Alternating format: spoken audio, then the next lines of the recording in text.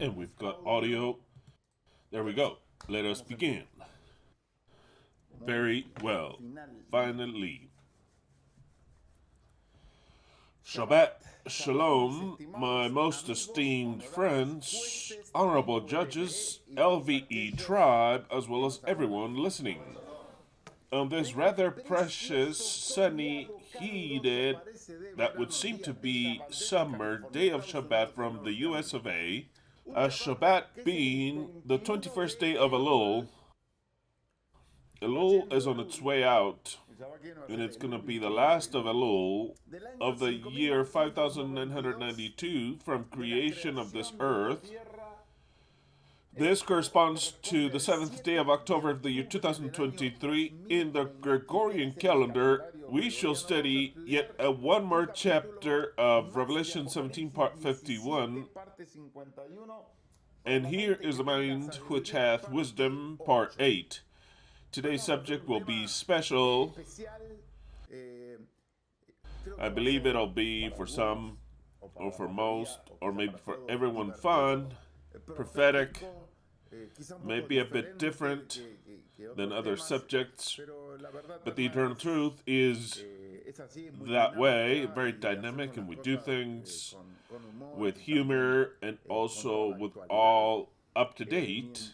And while Israel has declared war against Palestine today, I don't know if there's something happening there, but prophetically speaking, no one can destroy Israel except for the 10 kings, precisely this whole prophecy. So then Palestine is about to lose, completely crushed in the worst way, a disaster there. But those are the condiments of today. They're at war, fighting, but they're not the ones that overcome precisely. So then it is a time of Babylon still, and today's subject will be rather special. So then, without any further ado, let us seek our Elohim. Beloved Yahweh, we give you thanks for this so precious day. We give you thanks because you give us wisdom, you illuminate the path for us, and you prepare us for this inevitable end that is written. All this we thank you for in your precious name. Prepare us that soon this whole end that you have declared can be given in your precious name, Yahweh Sabaoth. Alleluia. I'd like to present to you some gifts from I don't know whom. If you can let me know in chat, pay attention in chat so we can thank you, the people, or thank the people that sent us these gifts today, this week. Spectacular, appropriate for the occasion, precisely for placeholders, or we're not going to use them for cups for your coffee, but they're from the Athletic Club of Boca Junior. Absolutely precious. And he wants to have one. I wanted to change the flag. I wanted to give it the Boca flag, but for now I said you're going to continue on with that one. Okay, moving on here. Do not slide on me. Okay, there we go. Stay still there. Okay, it's not straight. Be patient. Today I've got patience. Today I am calm. Today I am calm. Very well. If it falls, I'll fix it again. We have prepared the shofar here. Here's the shofar. And also, well, that was given to us, and also this. It could be by the same people. It could be by a different one. It's like a scarf. We won't wear it as a scarf, but we'll put it up somewhere. It's the Boca Juniors of the Athletic Club. Blue and gold, the Argentinian flag, spectacular. Rather fantastic. Absolutely fantastic. Worthy of the occasion of today.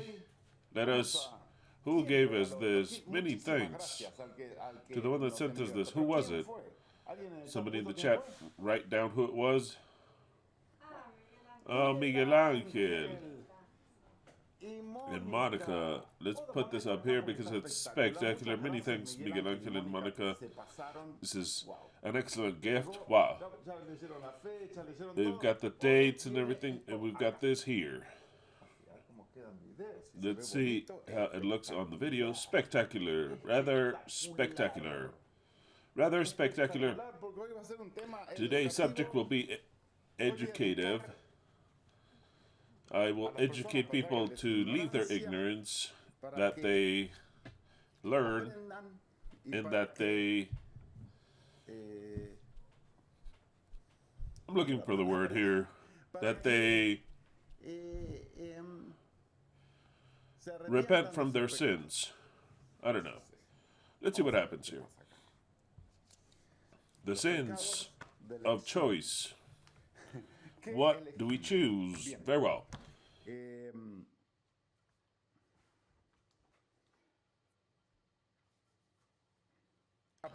Revelation 2:17, everyone that hath ears to hear must listen to the Spirit. Very interesting. Don't listen to yourselves, listen to the Spirit. And understand what he saith unto the churches, the 7 groups, the 7 churches, 7 churches. I understand it to be simultaneous, precisely part of the preparation. Because in one way or another, we are in different mentalities, in states. So from the churches, we go from one to another, back and forth. All the churches are different states, emotional states, emotional doctrinal states. But it's speaking precisely of the bride of Yahweh. It's very interesting to understand that of the 7 churches, so then all of you listen to the Spirit, what he saith unto the churches. Unto all who conquer, I shall give unto them of the manna that has been hidden in heaven. And I shall give unto them a white stone, and in that white stone a new name shall be engraved that no one comprehends aside from him that receives it. All of you from the eternal truth know this. You understand this. I should not have to read any more because it's not for the rest of the world. It is for those who understand. They notice that Yahweh made this reality of 6,000 years in a way that's very special, covered with symbols, covered with situations, characteristics, elements, actors, that if we know how to interpret, it is all part of creation. It's all part of creation. And he that hath ears to hear, he that hath eyes to see, can start to see that Yahweh speaks in many different ways and announces his message. For this whole book is symbolic. It's symbolic. This entire book is. So then, we don't just keep this book. This book also teaches us to interpret the symbols that are not precisely there, highlighted. It gives us clues to understand. That is the eternal truth. It interprets everything, whatever, absolutely everything. Very well, today is the last, or next to last, rather, Shabbat, because the following Shabbat coming up, it's Shabbat the 28th of Elul, or the 21st, 28th of Elul, and with the 28th of Elul, one day more, and we got number 29, last day of Elul. And one day more after that, in other words. So the next Shabbat will be one day away from Yom Teruah. We'll be 7 days away from sounding the trumpet, the shofar. From beginning Etanim, from beginning the 7th month. And precisely, in this world of chances, there are all chances, and someone could be wrong, but we also look it up with a specific motive, looking for the signs. Yeshua told them, look at the signs and be attentive.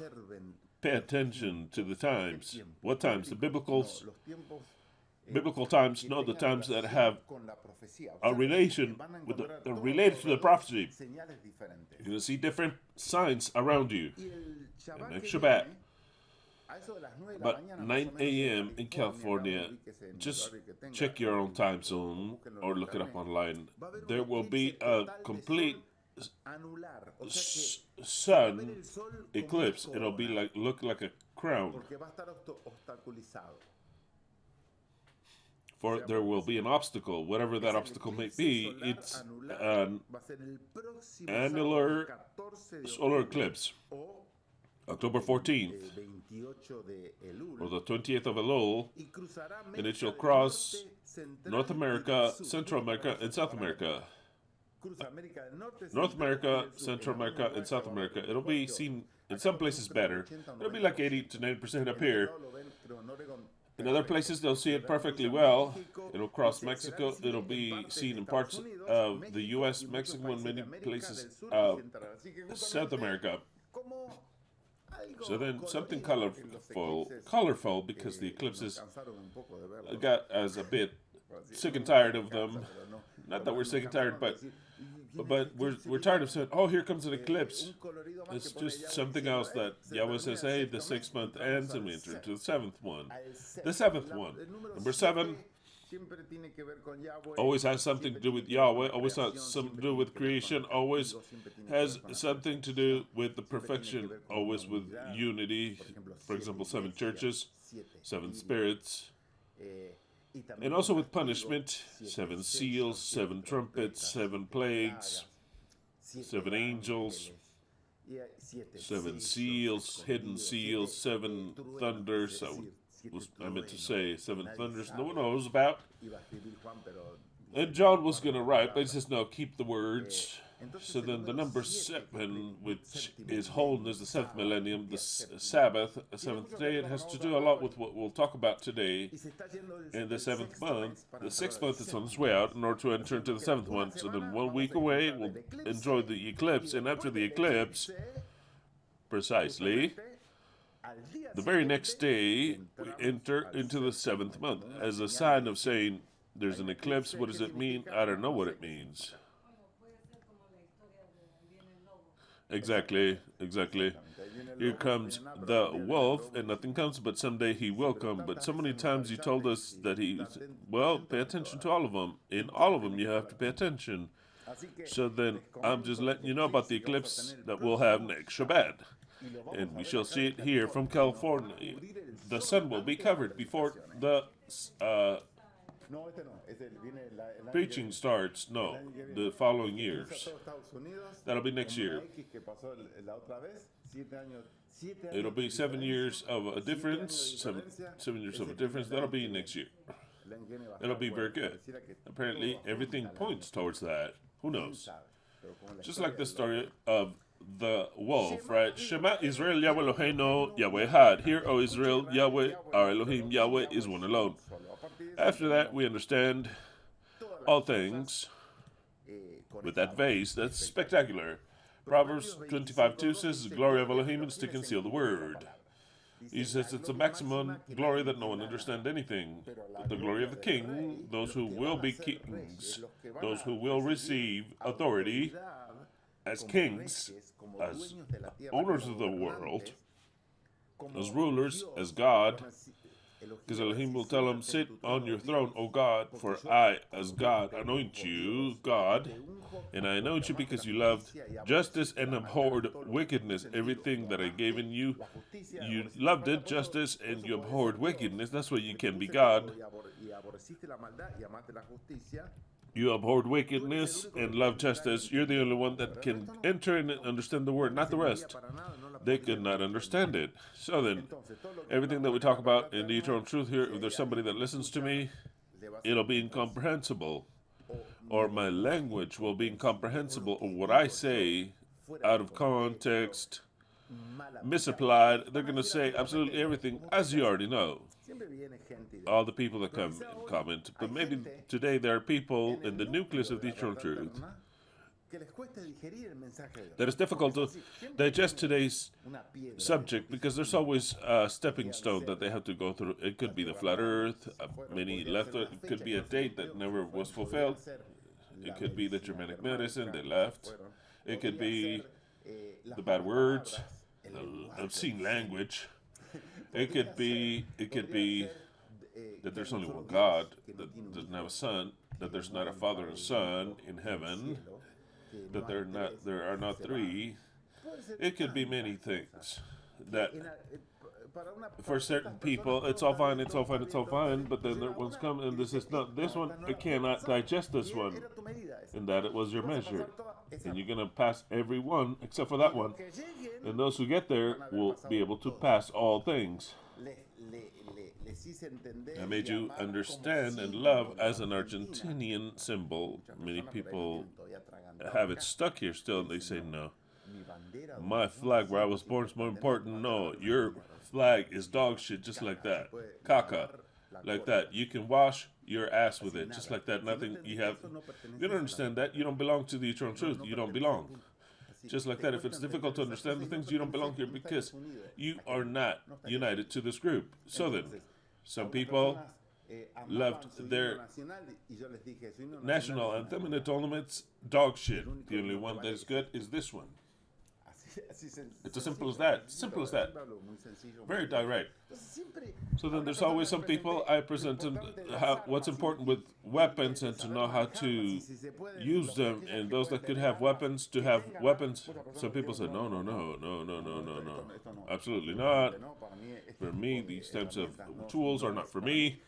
They're not for Christians. They're not for a son of God. And bye-bye. Okay, perfect. I applaud that. The devil loads them. The devil loads them and says, yeah, you're right. Bye. Certain points that were doing okay, and then they crash into something that they don't even expect that they would come, and they crash with something and they leave. Exactly. There was a point which was the one that held you. So then, it could be many things, absolutely many things. And today, I want to talk about one of them. And that's the way it is. Amos 3:6-8 says, does the horn sound the shofar in a city without the people going into distress? Without going into distress, does that happen? No, impossible, no. The people do go into distress because it's a sign of war of something. Does a disgrace come into a city if Yahweh have not provoked it? Another point. And the people still write to me saying, Christian, you still don't understand. You can't be saying that Yahweh does wickedness. You can't be saying that Yahweh does wickedness because Yahweh does not do wickedness. People that say that, people that don't understand my words, do not belong to this group. Because they close themselves into their mind. They don't even understand my words. Yahweh is all good, all righteous, all, and also everything evil. If you don't understand that it's in everything, and that everything is also us, then you cannot understand. There is an imbalance in you. The text is very clear. Does an evil come unto a city if Yahweh had not provoked it? The text says, could an evil come unto a city due to something that was by chance? Could some great evil come unto the world that was a product of man himself? The text is very clear. Does an evil come unto someone, unto a city, specific when the something come that Yahweh hath not provoked, not allowed. People want to change this word and say allowed. Yahweh allows. No. Yahweh provokes, not allows. He provokes. He's a provocator. He is the Satan. Yahweh Satan. I have a fight with Satan. I also have a daily fight with Satan. Daily. I just prayed to Satan today. You worship Satan? Yes, because Satan is Yahweh. Yahweh and Satan is another name of his, another name. He's Yahweh. And no, Satan does not want to appear. He makes our lives so impossible. Satan does, exactly. So then, he says, no, nothing that Yahweh the Lord do without showing it, revealing it, misapplied to reveal He secrets unto the prophets. He gives secrets unto his prophets, secrets that the common people do not conceive in their mind. They're like, no, that cannot be. No, of course not. It cannot be because Yahweh did not show it to you. The prophets of Yahweh shows them things that are inconceivable for the rest, so that the rest understand, if they want to, if they're a part of the team, so that they can understand it. If not, let them leave, because I'm going to read another text. It's also impressive. So then, Yahweh shows secrets that you cannot find them online, nor in the library, or from any pastor, because they're prophets, and to his prophets. Imagine the secrets that he shows to his final and only Elijah prophet. If he doesn't show it to him, who's going to show it? Show it to you directly? Start to think about that. Start to think about it. No, the Lord Yahweh does not do anything without showing his secret unto his servants the prophets. The lion roareth, who shall not fear? The Lord Yahweh speaketh, who shall not prophesy? When Yahweh speaketh, he speaks through whatever he fucking wants. He wants to make something prophesy, he'll make it prophesy. Who are you to tell me, if I've just told you, that I make whomever prophesy, even rocks, stones? I'll make prophesy whatever I want. Not just the prophets, but also things. Because it's all a prophecy. Just like I told you, Argentina will be a champion, they have to be a champion, and they were champion. Absolutely. That he had a Messiah. The guy's name is called Messi, the best player in the world. What does that have anything to do? That guy who's vaxxed doesn't understand anything. He's marked.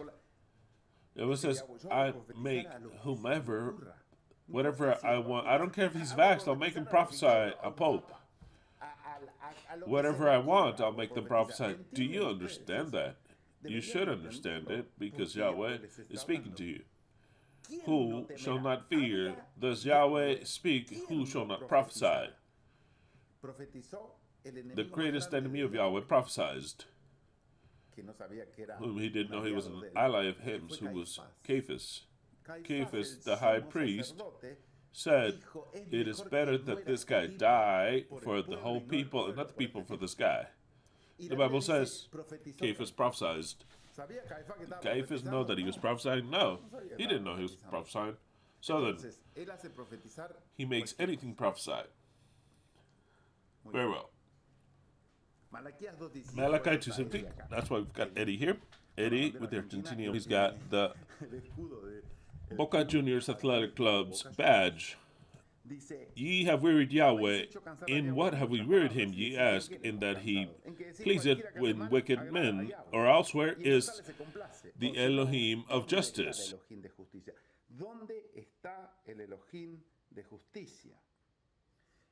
Now let us go to the text of the invitation. Text of the invitation, which I don't have it written, my God, because I forgot to add it. Let's go to the invitation. Spectacular one that Leslie gave us. And we'll read it directly from there. What does it say?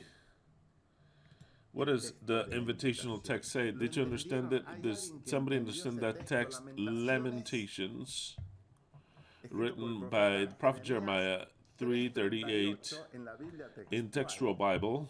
It says,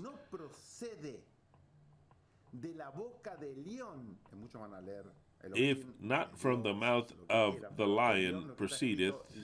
You're going to read different words there. It's a different word. It would be like a lion, Yahweh, with lion. Both good and evil proceed from the lion. Well, where does evil come from? From the lion, from Elion, from Yahweh, Elohim. But not just evil, but also good. Also good.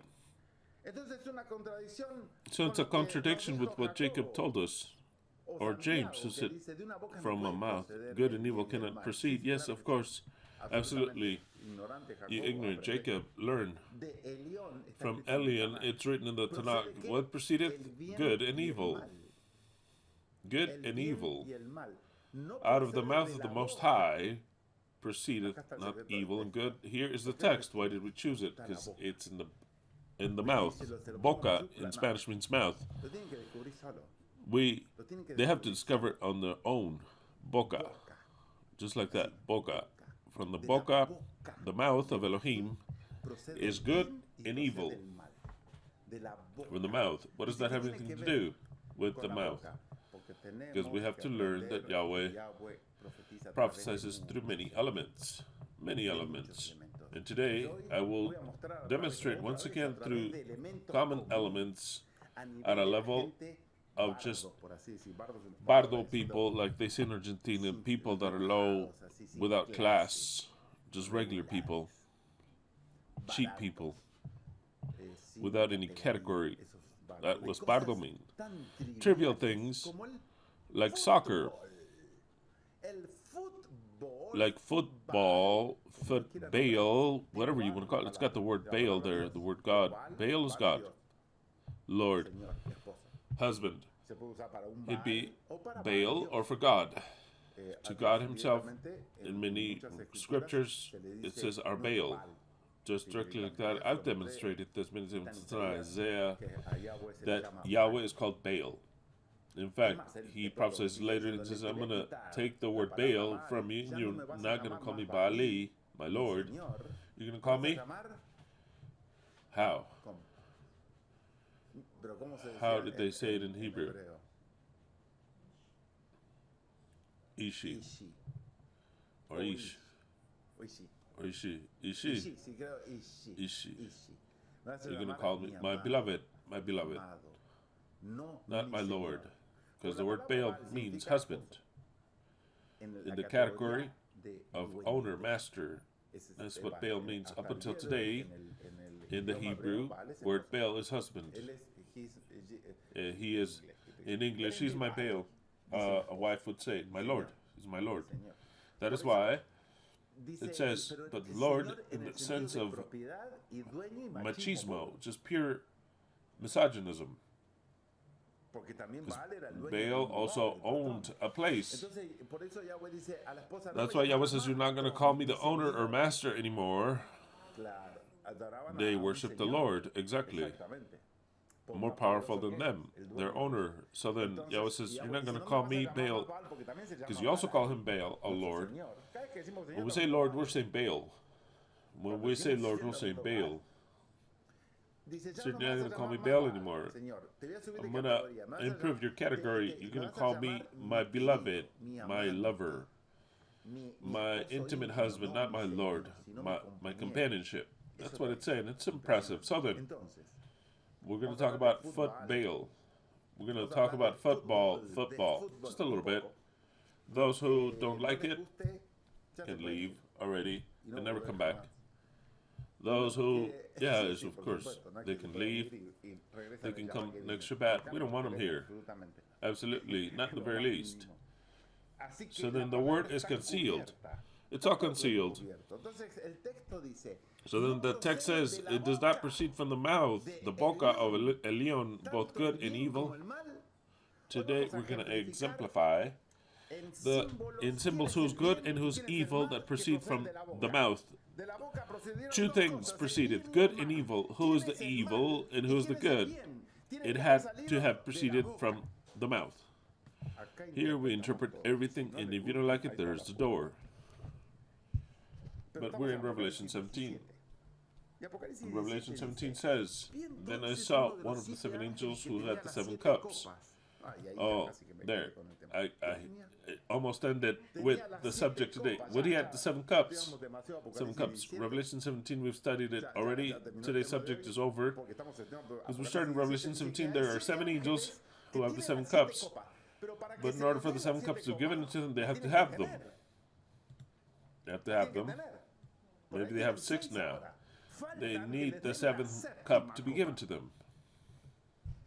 And then I saw one of the seven angels that had the seven cups, and he spoke to me, saying, come hither, and I shall show you the sentence against the great whore, the one that sitteth upon many waters. Evidently, the cups are given, apparently in the same period in which sentence unto Babylon is given. Very interesting, what I'm saying. Very interesting. In Revelation 15, now that I remembered, I'm going to read that text later. I'm going to read it later. I want to read to you what it says now because it came to mind. I want to see if it has any relation. Revelation 15 says, "And I saw another sign in heaven," a sign. It's all symbols. What's a scene in heaven? Something real? No, it's symbols.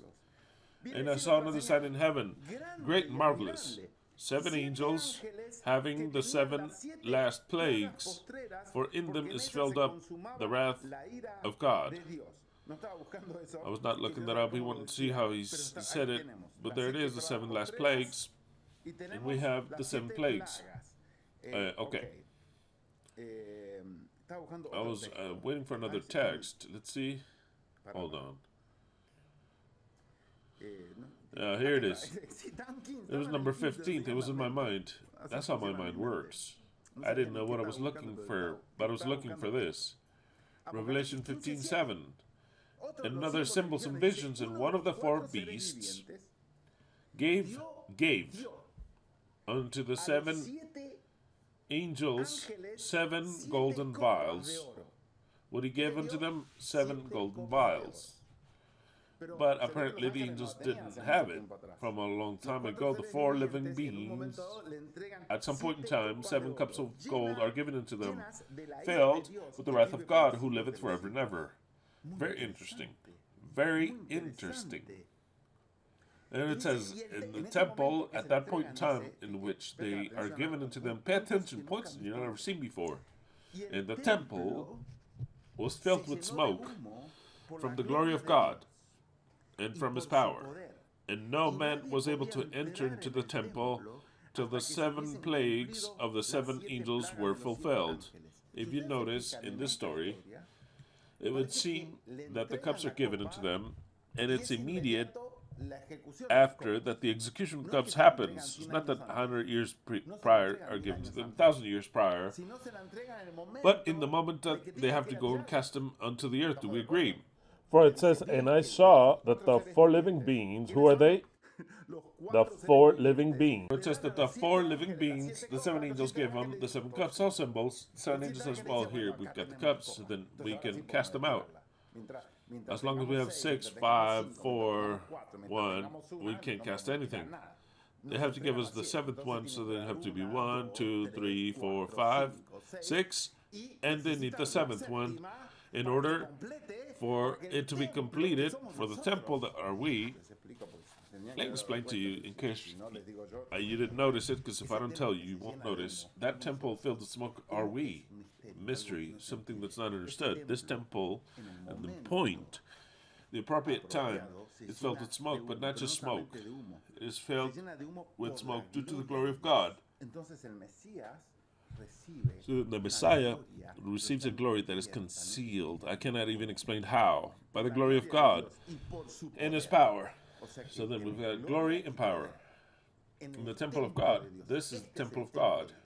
This is the one that is filled through a mystery of glory and power. Things we don't have now. Not glory nor power. But in order for that to happen, first, we have to give them the 7 cups. Do we agree? Okay, very well. Moving on then. It says, that's what it says, and what I'll read again. "And one of the 4 beasts given to the 7 angels 7 golden vials full of the wrath of God, who liveth forever and ever." And in order, it's precisely the wrath of what's coming. The temple was filled with smoke, the glory of God, and from his power, and no man was able to enter into the temple.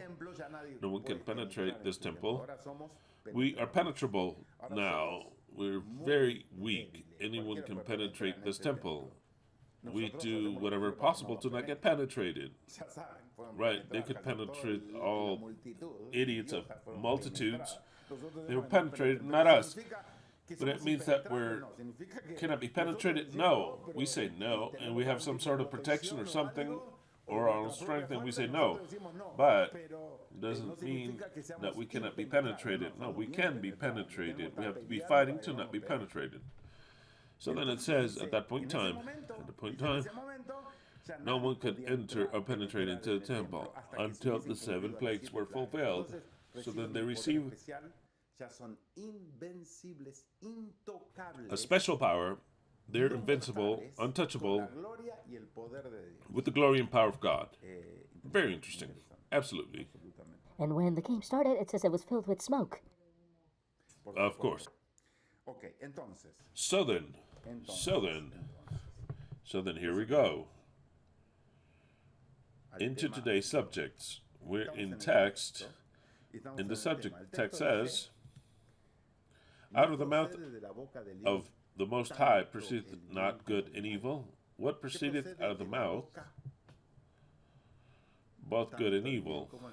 So then there are two things that proceed out of the mouth, good and evil. Today I'll show you what proceeded from the mouth, prophetically speaking in symbols, because God makes prophecies from anywhere. Very well, so then, there came one of the 7 angels that had the 7 cups, and he spoke with me, saying, Come hither, and I shall show you the sentence against the great whore, the one that sitteth upon many waters. And that is how Revelation 17 began. So then, today we continue with Revelation 17, but from a different point of view, from the point in which the rendering of the 7 cups must be fulfilled. It's all symbolism. There's not 7 cups.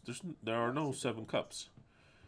How stupid is that there are 7 idiot angels with 7 cups in their hands? Real ones. Imagine 7 angels, which are beings that we don't even know how they look.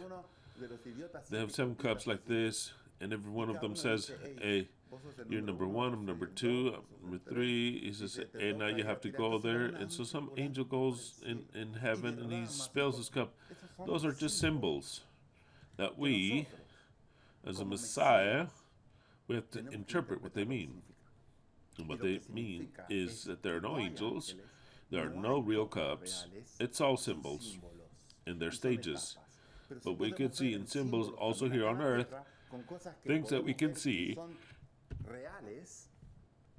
that are real, and they coincide for some reason or another with prophetic things. We can understand the times. That's what they're for. Very well. So then, let's leave Revelation 17. I was going to go further. Let's leave Revelation 17 for a little bit, or for the rest of the day. I don't know, because it's been 41 minutes. I can't believe it. And let us advance. If I have enough time left, which I don't believe, I had the whole subject prepared, but I changed something. From the message yesterday. I had everything prepared, and I changed the message yesterday.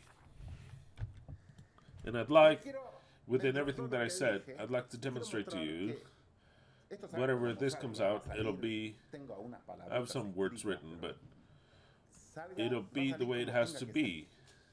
It could have been better. It could also be better. It'll be the way it will. Although later I say, or though I have to repent of the words that I use or whatever, it doesn't matter. It'll be the way I present, the way I feel at this moment. LV is different to everything. Not just by giving to be known who Elohim is, the true Elohim, the only Elohim, YHWH Ekhad, that there's no devil, that there's no fallen angels, that there's no Satan, that there's not a Jesus of Nazareth, son of him that he sent. There's not a being called Holy Spirit. LVE is formed by a group of protagonists, which those who truly belong to the eternal truth, those who belong truly, there are many who try but do not arrive. Just like the parables that Yeshua said, depending on where the seed falleth in the parable, they drown your problems or things, a whole bunch of things that they can drown, things that you cannot surpass. Those who really get to the final goal will be God's, and they will have eternal glory, eternal, without any end, without ending. In this travel that we've been doing from years. I've always made an effort. That's how Elohim made me. Because it's not that I make an effort against my own will. No, Elohim made me like this completely. And for it to be a hard travel, a hard journey, the eternal truth, very hard. All of you that have traveled with the eternal truth know that it has not been easy. Difficult is this path. Serious, because it's got its seriousness.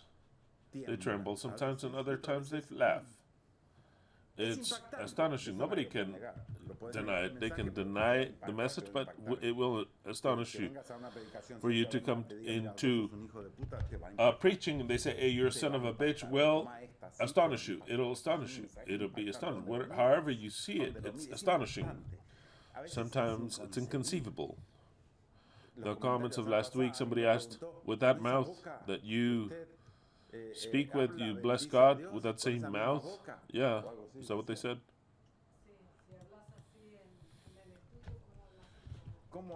How do I speak at home? I've always made an effort to be astonishing that it's all contrary to what's boring. For it to be true, but of course, and what is true? What I believe that is to be true. What I believe to be true. I'm never going to present something that I believe to be true. What I believe to be true for me is absolutely true. And what I present, I could present it as a joke or whatever. Every date that we wait for, every possible date, I would see it as something possible and as something true, not to deceive this group. I'm going to believe. No, never. That's never happened. So then whatever I present is true. If it's the contrary demonstrated later, then I'll accept it and say no. And then precisely, let's look for the following truth. Exciting. You can't tell me that it's not exciting. Absolutely, it is exciting. It keeps you on your toes, and it has all the passion. Nobody can argue that. In fact, since we have so much passion, a lot of people get offended and they leave. They fuck off because they can't stand a way of speaking. They can't stand the message or the words that I use and the crazy things that I say. They can't stand it. For a person to come and say, God is a son of a bitch. People say, I can't believe, I cannot get it out of my head, and I cannot unhear what I heard. If they had something to kill me, many people would. They would really do it, believing that they're defending their God, their righteous God. Their God that cannot see evil. No, God can't just not see evil. He creates evil. It's not that God cannot be in the presence of the evil. The Christians say, oh, what? God creates the presence of evil. In fact, no one can do that except for him. So then, it's with all the passions, and that's the way he likes it, because he even called himself the passion of the Christ. The passion, the way they punished him, the way in which he bled, that he had to take the cross. It's all passionate. It's not like, oh, well, it was like, no, we're going to do it well. We're going to do it well. I would have placed that crown very well for the thorns to go deep in there. That was a good one. He needed more.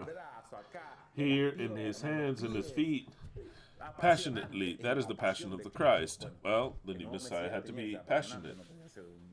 Couldn't be some boring guy speaking. It's impossible. Absolutely impossible. He had to be without this also fun, because it's all a mixture of seriousness, of fun, for him to capture your mind, for you to understand things very, very well explained. And even if you cannot accept them for some time, to make your stomach hurt. A group of people, and at no other group, a religious group, is faith developed. I was a Christian, I was an Adventist my whole life. And how would I develop my faith? Prepare, Christ cometh. They're going to persecute us with a Dominical law. The Pope already, he's going to join the president of the US of A, the beast, with the false prophet. or with the image of the beast. Is that what faith develops? Is that what develops your faith? No, absolutely not. Absolutely not. There is no faith in the churches because you cannot develop faith. They don't give you anything to develop faith. The only faith that the churches help you to develop, I'll explain it to you now. Those do help you to develop, not just in the churches, but also in almost the whole Bible. So then, the eternal truth does what? The eternal truth gives you something for you to believing to be real that you can hold on to every Shabbat. Gives you something that you can believe to be true every Shabbat, for you to, maybe the whole week you were arguing with your husband, your wife, worried with your children because of work, with anything, that the work, how life treats you, due to all the nasty things that happen to you, then Saturday comes and you grab, at least in what I've always tried to do, for you to hold on to something that gives you hope. That gives you hope, but more than just the hope of saying you're a sinner, you have to repent. No, a real hope. A hope with things that are unimaginable. Because the Christian churches teach you that you're the last of the last, that you're dog shit, a sinner, that because of pity, due to grace of the grace of Christ, you're saved by faith. What faith? That you have to believe that Jesus died for you, and with that already, it satisfies your mind in something, but you feel dirty, a sinner, and worst of all, you know you have an end. Just like the whole humanity has had, the only hope in this here, no one can absolutely argue the only hope for a Christian is to die. There's no other. Christianity does not teach you ever that you're going to live forever. They cannot teach you that. It's not that they're wrong. They can't teach you that. They can't teach you because the Bible tells you, and if we know something, is that we should die, that we will die, is what I'm trying to say. And if I said it wrong, I don't care. If there's something that we know, is that we will die.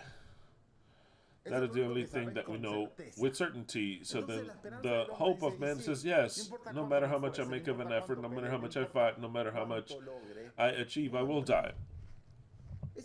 That is the hope that they give you. So then Christianity says, but before dying, confess your sins and fix your bad thoughts. Impossible, because people have. And so then the hope is, there is no hope. The real hope is that you're going to die. No one will tell you Jesus comes today, Jesus comes tomorrow, and he'll find you alive. No, you're going to die. You're going to die. And you're going to go into rest. What does the scripture say? Psalms 115:17. Shall not the dead praise Yah? That's it. Yah or Yahweh, very well written. Yah, do they worship Yah? No, they cannot. Not Moses, nor any of the prophets or disciples, nor Daniel. None of them are worshiping Yah right now. Where are they? They're dead. The only one worshiping Yah are those that are alive. So then Psalm says, the dead shall not worship Yah, nor those who go down into the grave. When you die, you go into silence, into the non-existence. The churches tell you, like we know, that we're going to die. We're going to worship God now, so then they sing and worship, or keeping Sunday or Saturday, whatever they make you believe. We're going to read Ellen G. White, we're going to worship the Virgin Mary, whatever. But the only thing that you know is that you will die. That's it. What hope have you? None. No hope whatsoever. They have the hope of resurrection. That is the hope they have. That you will die, but you will resurrect. So then Paul, in order to finish fucking it up, we are like a seed, he said. The seed has to be sowed and died, and when the seed dies, that is when it becomes a plant, a tree, and it gives fruit. As long as the seed is not put into the ground and it dies, it'll never get fruit. And the people say, Amen, now we understand. We have to go through death. The only way of taking this body of a sinner, my mind and everything that I have, is by dying. Now we understand it, thanks.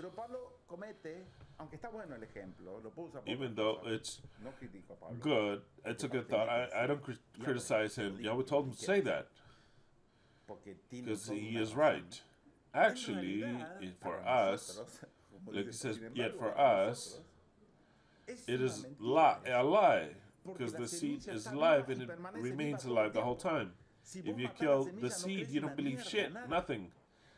If I have a seed and I enclose it just like we used to keep seeds, if we don't give it oxygen to breathe and we leave it for 5 years like that, they will never germinate, no matter how much you put them into the ground. So then there's a lie in that we're not a seed, because the seed does not die. The seed, in fact, the seed starts to germinate, which is different. With certain elements, what it is inside, which is alive, not dead. If it's dead, it won't germinate with anything. Do you understand that? In fact, you can plant so many seeds, and there's a percentage that are dead. Not even with holy water does it germinate. Not even with holy water. Because it's dead. Nobody thinks about that. No one will tell you this in Christianity. They're going to say, no, the best thing you can do is to die, like a seed. No, the seed is alive. The seed is alive. In fact, I could make a seed, anyone could make a seed germinate without earth, just with water. Hydroponic. So then I put it with a level of water without even any earth on it, just with a wet piece of cotton there. I have some sprouts like this and don't even know what it is to be in the ground. So then what do?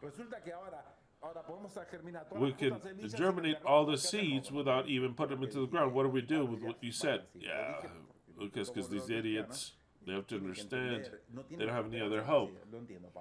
I clearly understand it. Yahweh told you to say that. It's another parable, not for us. It's for the others, not for us.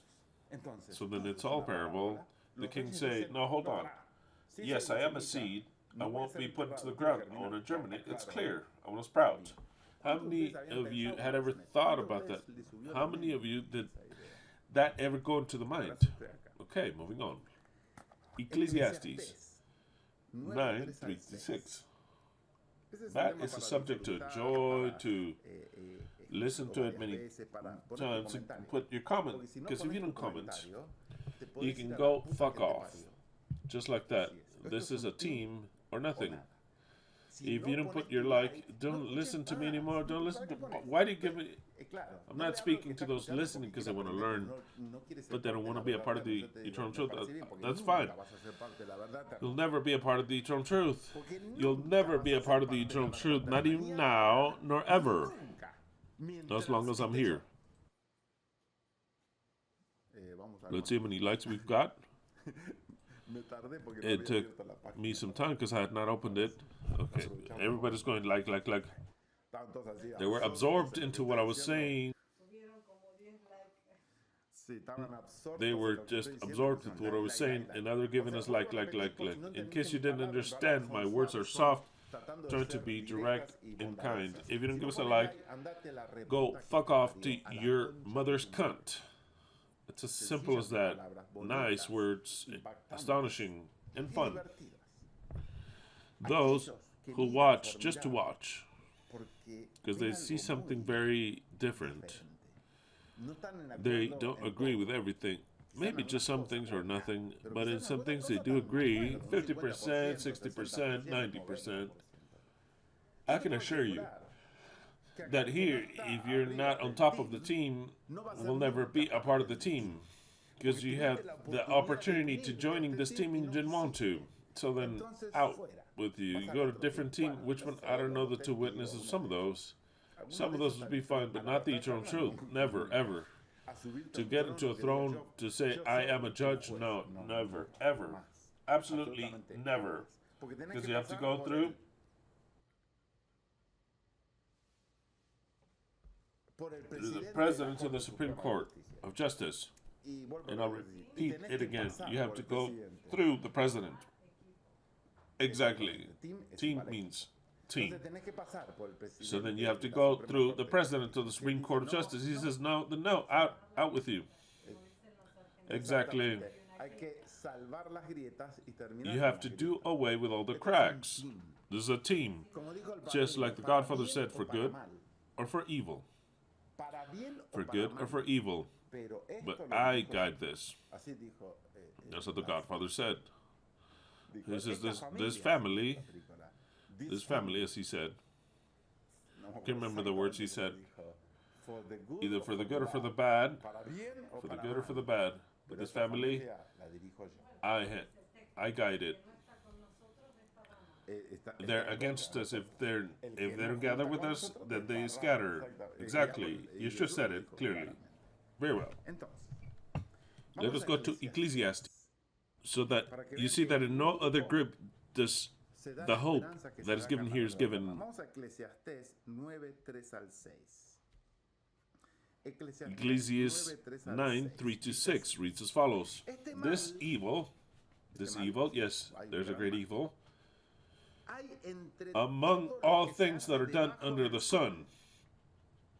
It says there's a specific evil that happens to everyone and to everything that happens under the sun.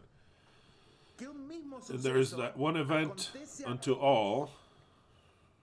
Yeah, also the heart of the sons of men is full of evil. Evidently, I taught you. No one can say, I'm pure and holy. No. You might be able to check your own evil like Yahweh, but you cannot say, I don't have any evil. No, of course you do. What I've taught. For as in the heart of men is full of evil and foolishness in their heart during their life, correctly. It could be that here in the eternal truth we've still got people that have evil and lots of foolishness. In other words, stupidity. Let's move on. And after this, they go to the dead. Exactly. It says full of foolishness, then you go to the dead. That happens to everyone. To everyone. To whom? To everyone. That's what the Christians, with a just reason, with complete truth, they say, our only hope is to die. Our only hope is to die. For to him that is joined to all the living, there is hope. For a living dog is better than a dead lion. But of course, it says there is a hope. What kind of hope? Living forever? No. There is a hope of being able to breathe, but actually you don't have that hope because your hope is to die. That is your only hope and solution, to die. Period. That goes for everyone. Absolutely everyone. There is not any Christian person, non-Christian, that can say, I'm going to transcend. No. It is to die. For the living, here is the hope that they have. The living have. They have this text engraved in their soul. For the living know that they shall die. The Bible tells you. If we know anything, and we know that that is the only truth that we have, is that we know that we're going to die. For the living know that they shall die, but the dead know not anything, neither have they any more a reward, for the memory of them is forgotten. Wow, what a tremendous... I mean, you couldn't be any clearer. You don't go to heaven or to hell or to the grave, or like Enoch said, it's a prophecy or symbols. That's if that book even is real, but none of that is true. When you die, you do not exist anymore. You stop existing just like that. You'll exist in the mind of Yahweh because he says they live for me, but they're suspended, and for us, for the world, he no longer exists. They have no peace, they have no memories. Look at where it says, for those that live know that they shall die. It has been decreed. But the dead, once you got to the state of the dead, know nothing. Nor have they any more reward, for their memory of them is forgotten, and their love, and their hatred, and their envy is now perished. It is now perished. They have no love, hate, envy, strength, passion, nothing. Zero. And what comes now is terrible.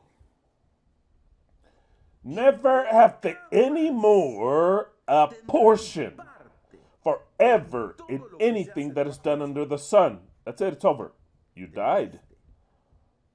You lost. You died. You have no longer a part in anything that happens under the sun. That is the Christian hope. Now, to disguise it a little bit more and to deceive these idiots, they made up the thing that if you died, you go to heaven, knowing that it's a lie because they know it's a lie. You go to heaven, you go there with your mom, your dad, with your grandma. You'll see them there. That's why sometimes when you remember, you go look up to heaven. Where are you looking up into heaven? First of all, heaven is not up above. That is where the birds fly. The real heaven is towards the south. You have to look towards the south. Any place you look, it'll be looking toward the south. The earth is a circle, a flat circle, and the south is everything. Now, there are different gates. The closest one is the one that is in Argentina. That's the closest one of them all. There it is. The entrance to heaven.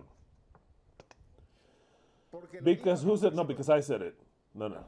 Don't look at it because NASA said it. No, because I said it. I said it. The gate to heaven is in Argentina. Whether you like it or not, same thing. You can leave if you don't like it. Exactly. Obviously, I'll explain. I'm about to explain the text. I'm about to explain. The text that out of the mouth of the lion cometh good and evil. Two things, good and evil. Very well. So then, moving on to speak again, they shall never have any more part in anything that is done under the sun.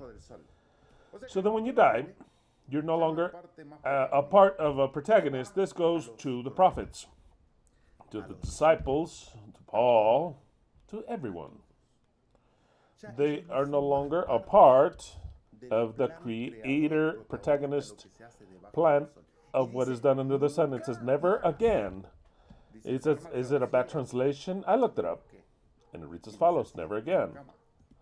Never again. It says, how could that be? They're not going to resurrect? You don't believe in the resurrection? Of course I do. What's it referring to that they'll never have a part in anything done under the sun? Under this sun. This sun lasts 6,000 years. Then later, we're going to reform the sun. It's new heavens and new earth. New earth renewed. So then whatever's done under this sun, whatever's done under these circumstances of 6,000 years, they no longer resurrect. If you die, they don't resurrect anymore. They'll be resurrected by whom? By the Messiah. When? During the new millennium. Just like that, the new millennium. Or getting close to the new millennium. But as long as what it's done here, it was done here. You're no longer a part. You're not a protagonist. You missed out on the end. It is clear. Those who die here, those who died, and they were a part of the eternal truth, are lost. They missed out on the end, period.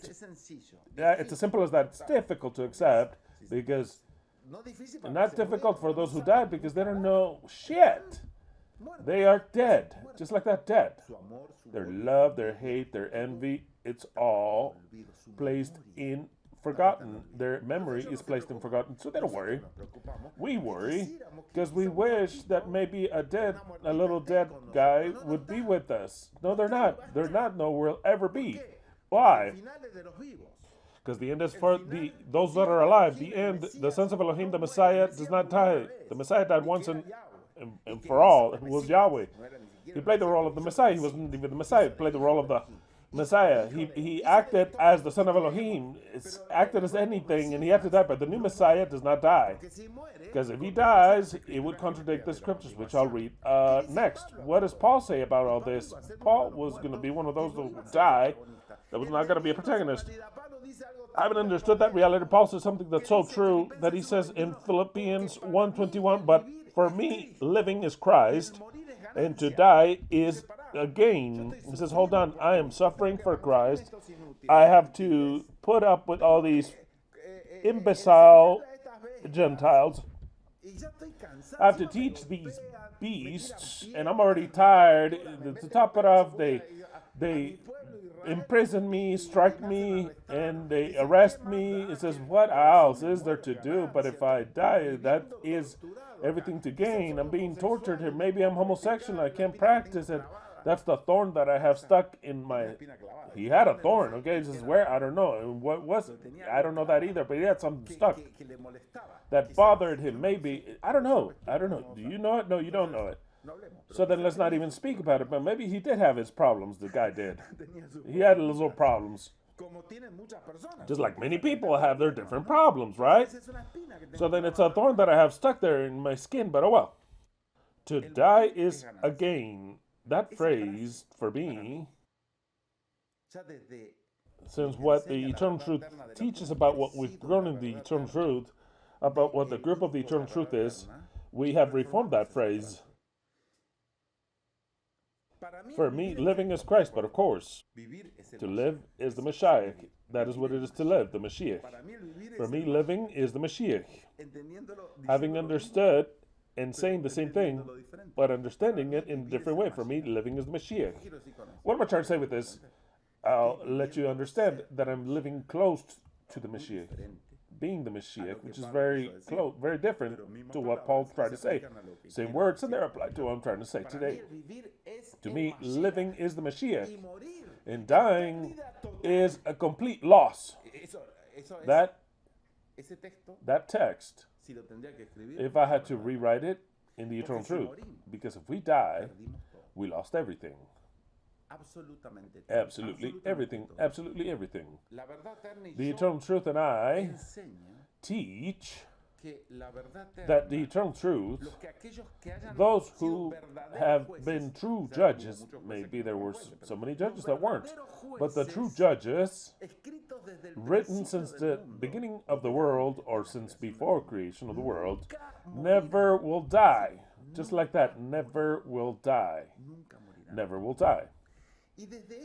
And after this, once I understood this and came up to my mind, that there was going to be a group of human beings that was going to be the Messiah, that we shouldn't wait for any other Messiah from heaven, because no Messiah in heaven exists. The Messiah was going to be formed here, like Yahweh did, formed it. Yahweh formed the Messiah down here. We agree, right? Formed it here.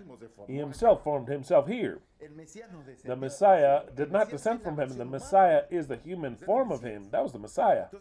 So then, once I understood that, all that, aside from the fact that it's a symbol of the Messiah, the Savior of the world, I understood that the Messiah had to be born here. We could not wait for him in the clouds of heaven. That's the symbology. In the clouds, it is a context that it is concealed, the coming of the Messiah, that the Messiah actually was to be born on this earth, the Messiah will. And he would develop on this earth. But now he didn't come to die for anyone, but actually he came to save and to redeem and to not die. So then when that entered into my heart, and when that I spoke through my mouth, and you understood it, and those who did understand it, then the hope is over. Well, my hope is to die. That's the best thing that I could hope for in this life, and die. If we die, we would be so let down if somebody would resurrect us, that at least I speak for myself, okay? I'm speaking for you because I think that you should think like I do. I'll speak for myself better. If I die, and then later Yahweh resurrects me, or the Messiah, or whatever, and he tells me, okay, very good, I don't want nothing from you. Shove it all up your ass. You too, Yahweh, shove it up your ass. If you want to kill me, you can kill me. If not, then you can either kill me, or you don't want to kill me, or whatever you want to do. Let me live alone, because I won't worship any of these sons of bitches that resurrected, because I understood on the earth the role of the Messiah, and I comprehended it, who it had to be. And I misunderstood it, that I am let down forever. Forever. I don't want to know anything about you. I could care less if you destroy me completely, which you can't, because I would go against the prophecy.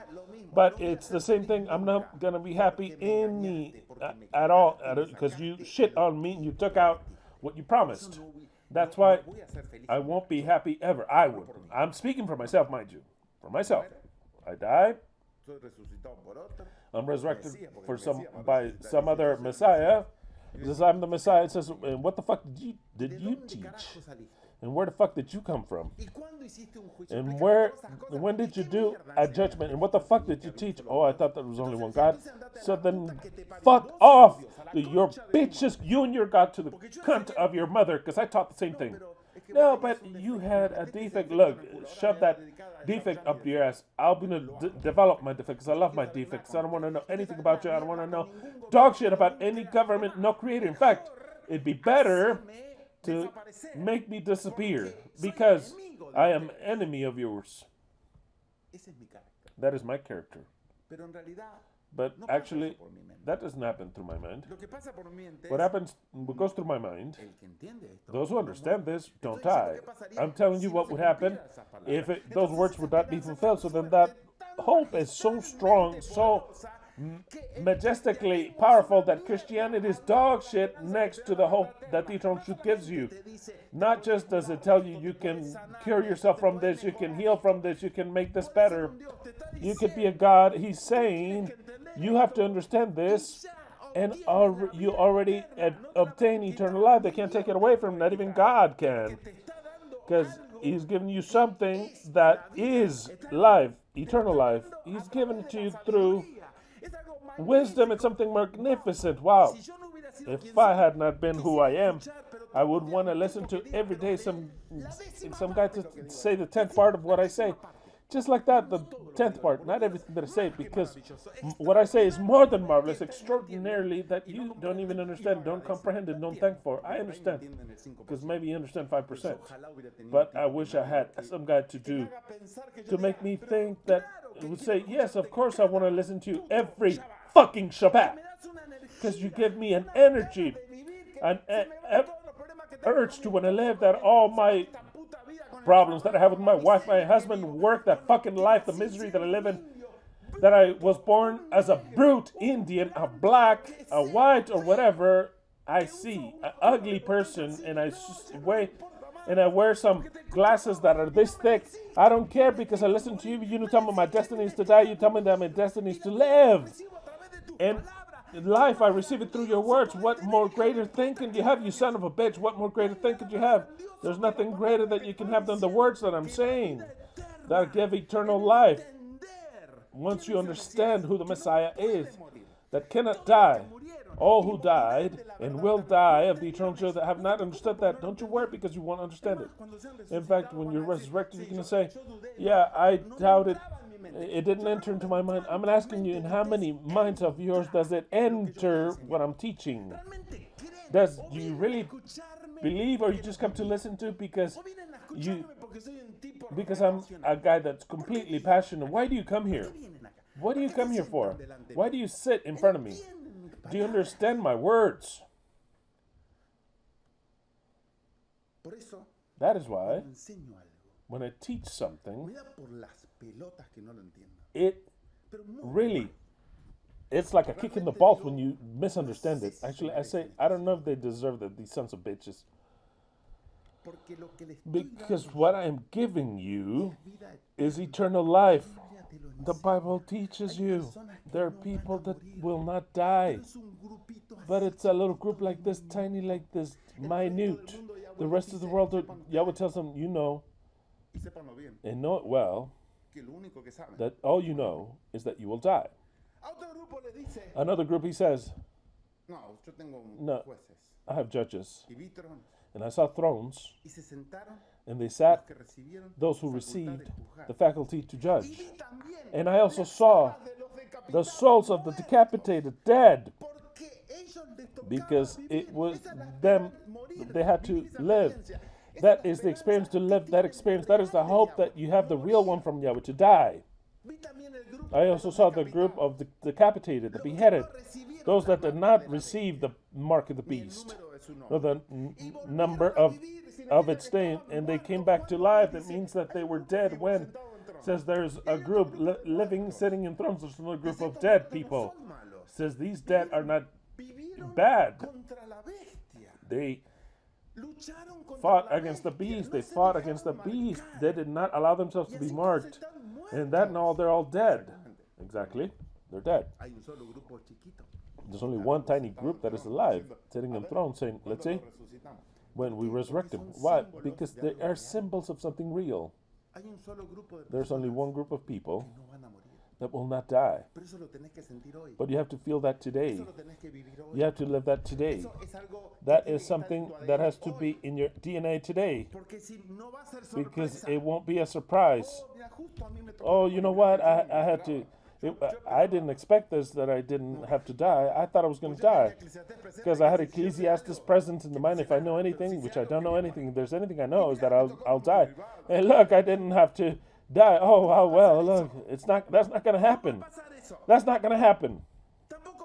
It's also not going to happen. Those who say, I died, I didn't have to die. Who was the son of a bitch that didn't protect me? Yahweh? I want to speak to Yahweh. I was in this group. So then Yahweh could say, yeah, you were. That actually you didn't believe shit. Look, let me demonstrate you didn't believe. Oh, yeah, you're right. I shouldn't say nothing. From the first resurrection, I can show you. So in the second one, if you're more of a son of a bitch. Because the Bible talks about 2 resurrections. And you can go, die, and there are 2 resurrections. The first one, that they reign with those who are alive. And the second one, after 1,000 years. They all resurrect. They all die. Except for one. Little tiny group like this. That little tiny group like this. It's not by chance that they're alive. That little group notices that being alive.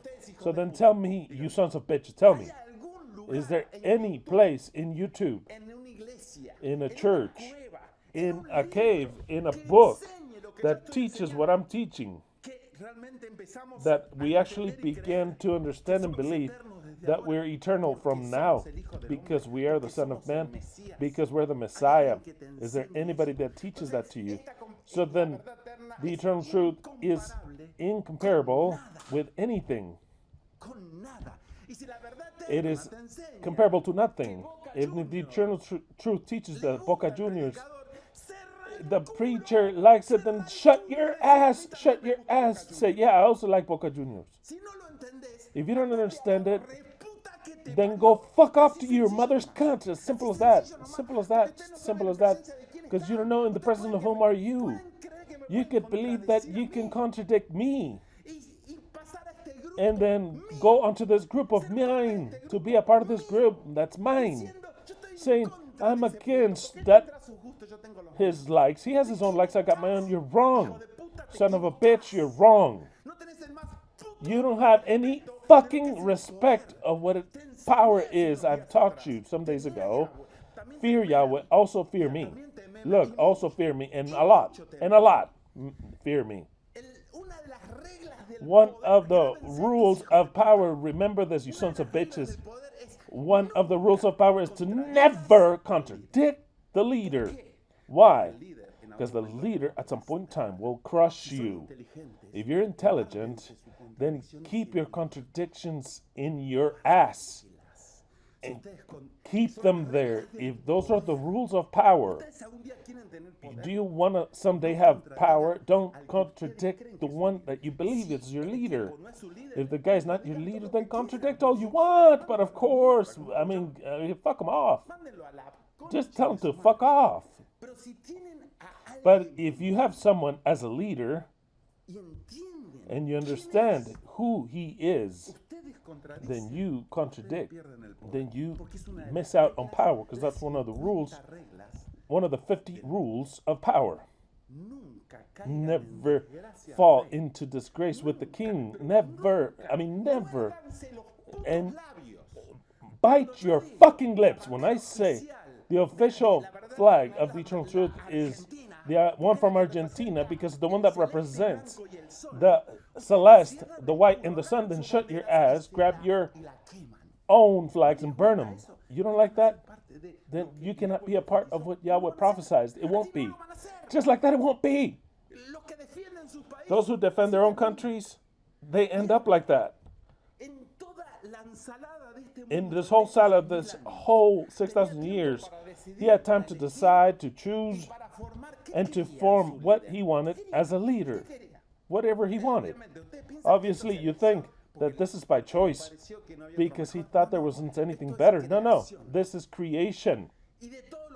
And out of all the fucking languages that there is and the accents there are, he chose one.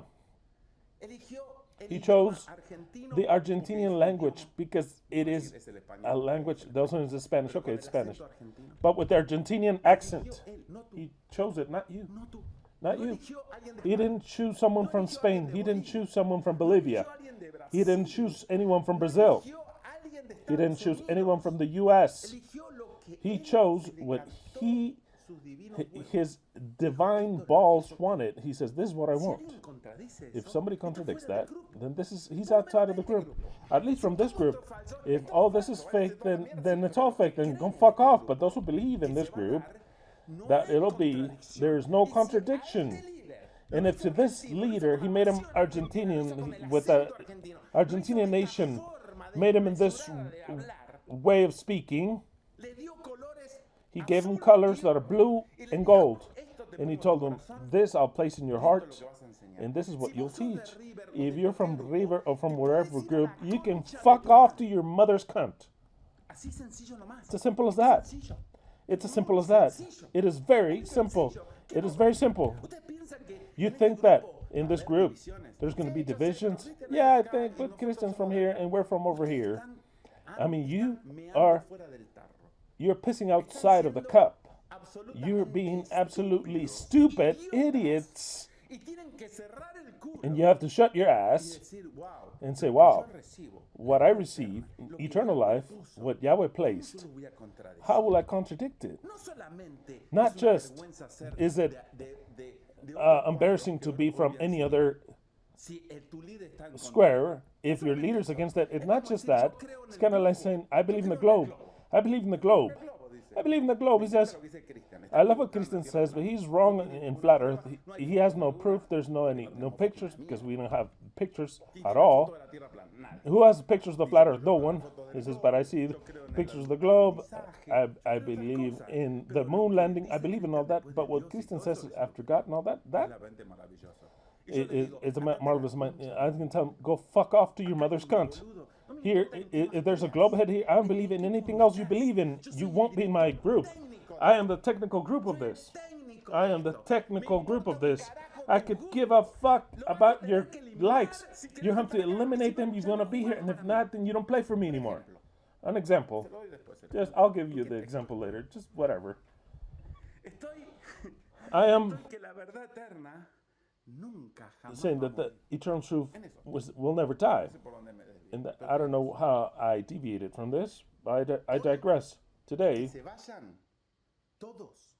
I want everyone to leave and fuck off who do not understand my words. Just like that. I asked for it. I asked for it. Today is a time of fucking off the white and red, the stinking chickens. It's time for them to leave. I'm not playing anymore. I said it like playing around last week, but I don't joke. It would seem to be a joke, but I don't joke around. I don't joke around. When in my heart I start to see patterns of special ways of acting, you fall in disgrace. I'm sorry. You think that you're gonna fall in disgrace or be in grace with Yahweh to make your own ministry, the chicken. Make it. Go ahead, make it. Go ahead. For me, it's important. I'll speak it. And Yahweh made me like this. Yahweh made me like this. Yahweh made me this way. Either you take it or leave it. I don't obligate you to be here. I don't obligate you to be here. None whatsoever. You don't have to watch me. You don't have to do anything. But Yahweh placed me with a disposition. The contradictions and the non-acceptings always end in the same way. They leave. Even if they try. You know how many people left because I like weapons? Because I love weapons. They left. And they said, I can't believe it. I can't believe it. Why do you think that here you have an R-15? Oh, I almost... Okay, gotta place the red point. Why do you think I like them? Because I love them. I love weapons. I love weapons. Do I know how to answer, how to shoot them? Dexterous to shoot them in all kinds. I love them. Does that bother you? Leave. Just like that, as simple as that. It's as simple as that. And that's just an example. I could speak a whole bunch of examples. I'm going to read what the eternal truth declares and then extend one text, which is in Psalms also. I'm going to extend it that nobody understands, but I'll extend it and I'll explain it. Psalms 115, 17 and 18. I had not read number 18 to you, but now I'll read to you number 18. Psalms 115, 17, and 18. The dead shall not praise Yah, nor those who descend down into silence, but we, who are we? That is someone that can only be explained to someone that won't die. It was not David, it's not the one that wrote this psalm, or another psalmist, doesn't matter. It was not the one that wrote this, not applied to that time. But prophetically speaking, Yahweh made him write it because there's someone that will fulfill this. He says, the dead shall not praise Yahweh. Of course not, of course not. What number 18 says, yet we shall bless Yah from now unto forever. Hallelujah. Only one group can say we will not die, because if we die, we can not bless Yahweh. What is this text saying? But we that are not going to die will bless Yah from now and forever without interruption. Who's going to understand this? No one. It cannot be understood. But I'll explain it to you. It is the text that Yahweh shows us in Scripture. Says this for you. Read it and understand it. Now the rest of the world will be silenced. But you who praise me, actually, you be able to say, but we will praise you. Because we know you. We know who you are. We're going to praise you now and forever without any interruption, because we won't be in silence. Marvelous. Absolutely marvelous. Revelation 15, 1 through 4. I'll read it in the New Living Translation. Revelation 15, 1 through 4. Then I saw in heaven another marvelous event of great importance. 7 angels were holding the 7 last plagues, which would bring God's wrath to completion. They need to be completed, those 7 plagues, those 7 cups. I saw before me what seemed to be a glass sea mixed with fire, and on it stood. When somebody's standing, they're alive. If they're falling, they're dead. It's a biblical symbol, but of course, these are the fallen, the dead, the fallen in battle. And those standing are the last men standing. Just like that song. What was that song? What was that song from Eddie? What was it called? Yes. Last men standing. Oh, yeah. What's it called? What is it? What's the theme?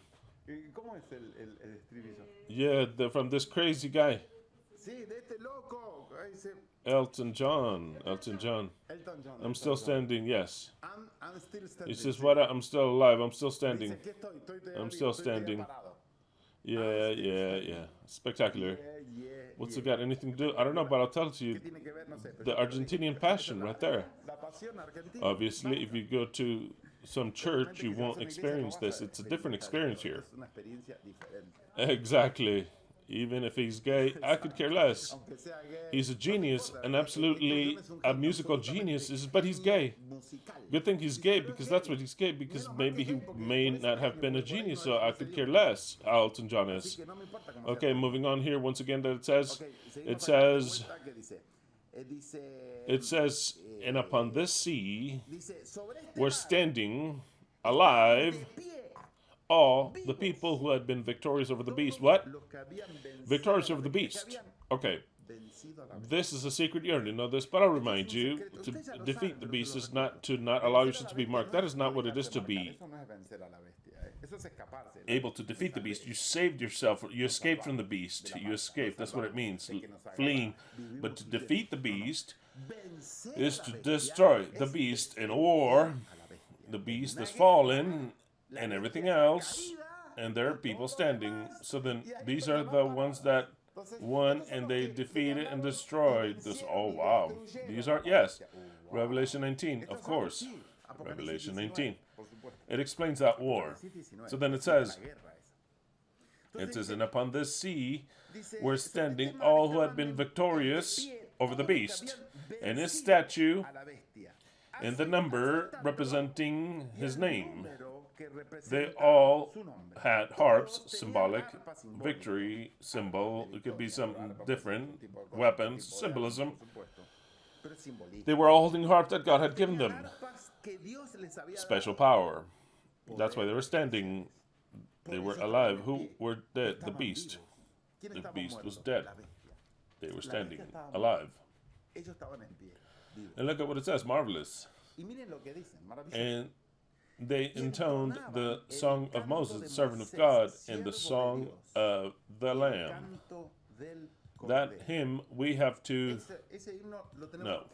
That hymn is only designed and created so that it's sung by those who are standing, and the beast is dead, but that have not died, but rather alive, standing, alive, standing. Standing, why? Because they defeated, they killed, they destroyed the beast. So then what do the guys sing?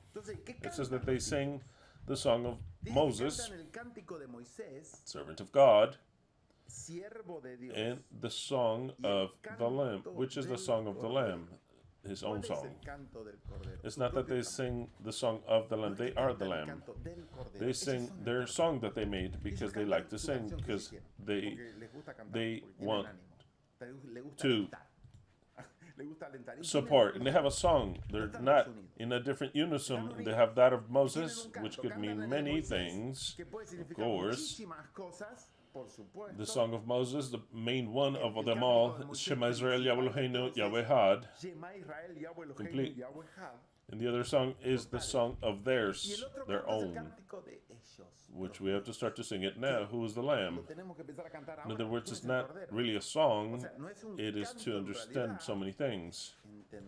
But notice the lyrics, notice what group could sing this. Look, I'll tell you now. If I always say things that are marvelous, well, it's not that today I'm saying things that are extraordinary. I always say these things, but you never understand them.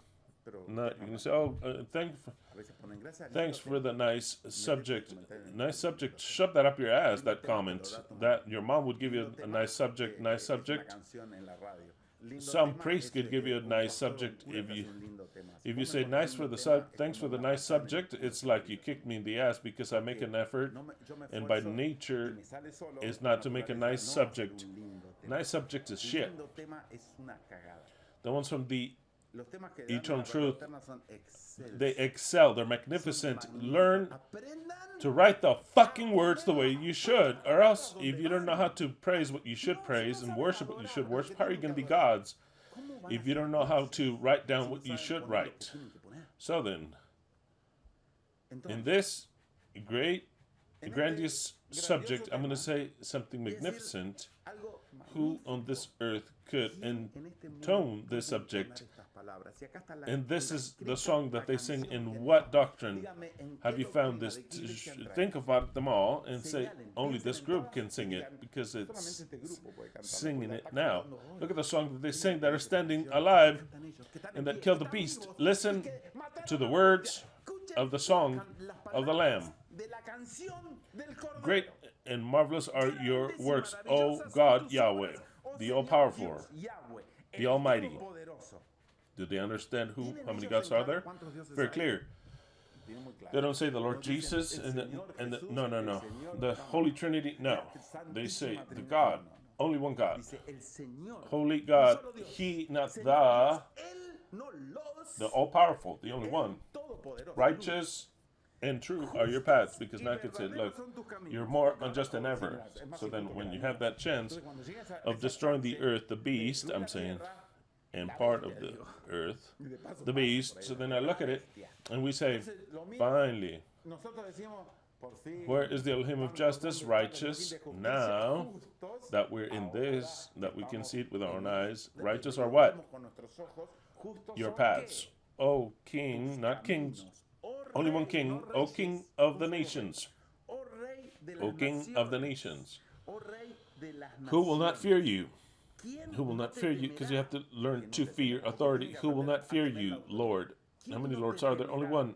How many should you fear? One. So then this group, that is standing alive, that conquered over the beast, they killed the beast, says, who shall not fear you, Yahweh, only one Lord, and glorify your name. How many names? How many names? How many names will they glorify? One alone.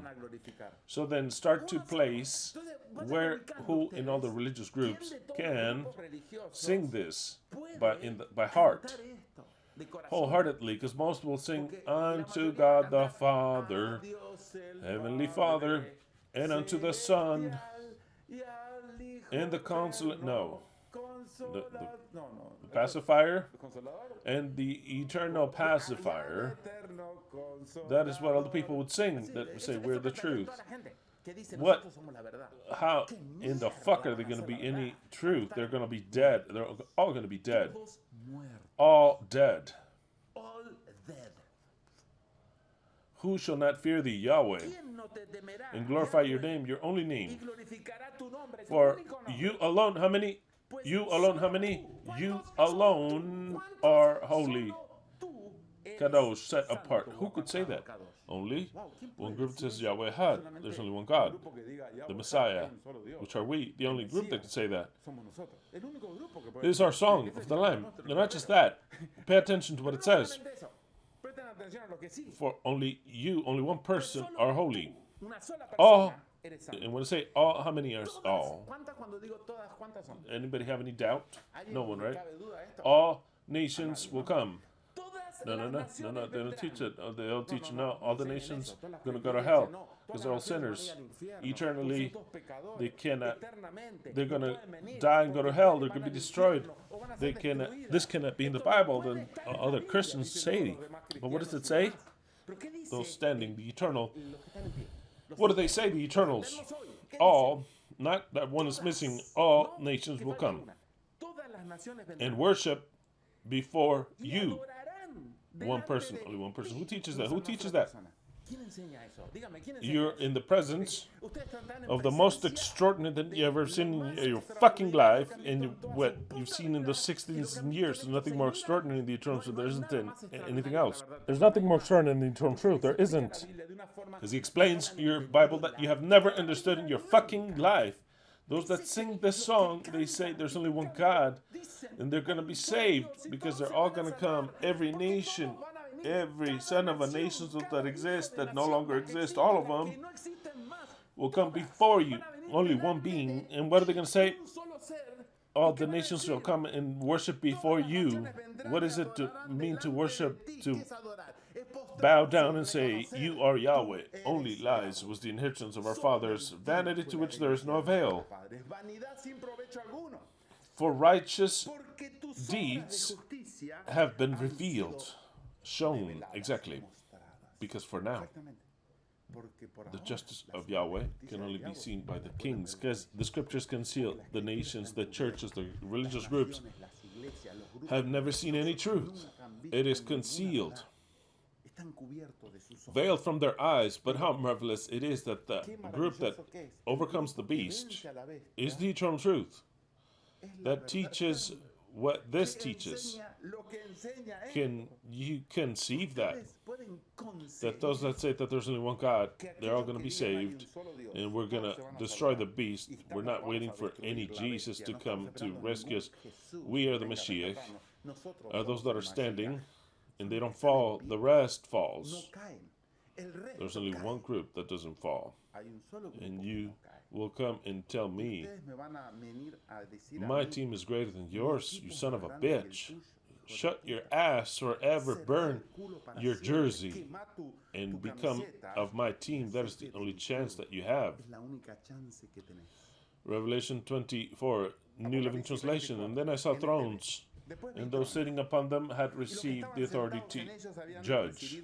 John says, look, people, judges, that are already received authority to judge.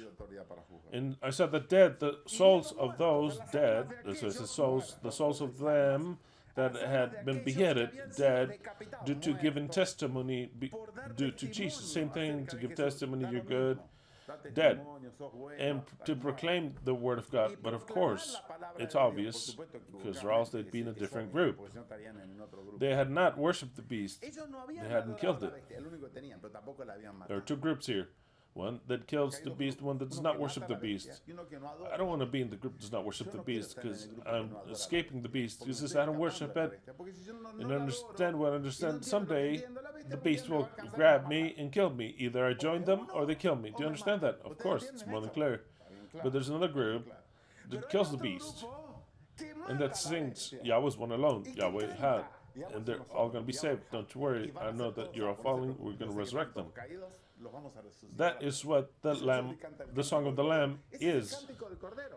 That is what I've been singing many years before, so that you understand it. The song of the Lamb, what it is. It says, and I saw the souls of them that had been beheaded due to giving testimony of Jesus. They had not worshipped the beast, nor its statue, nor accepted the mark in their hands or their forehead, of course. The beast killed them. Either the beast kills you, or you kill the beast.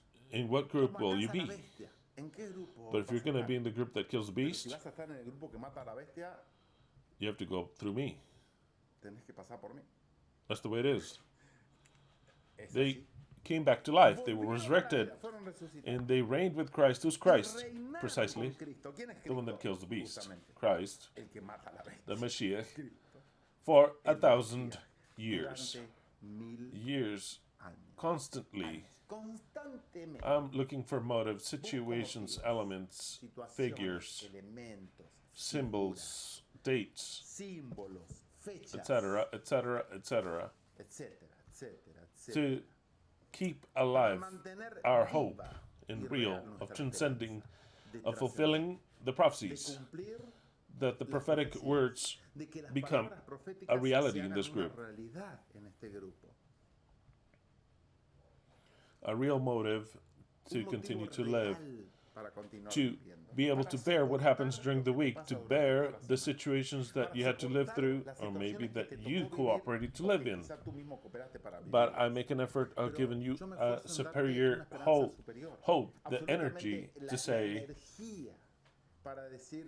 my hope is to die. No, I'm already eternal, something that I'll be forever, because to tell the truth, since I won't die, I shall live, like it says, I shall not die, but I will live. So then your whole depressive part of your mind starts to change, because you know that you're going to die. That's depression, absolute depression. Let us eat and drink, because we shall die tomorrow. That's it, it's over. But the thing is that you have to understand something. I cannot be in your mind or heart to say how much you believe it or how much you understand it. Because we could say, yeah, it sounds good, let's go, he's right. That's not what it means to believe it. Definition of faith, what was it that you told me? What did it say, what it is to believe? The difference between believing?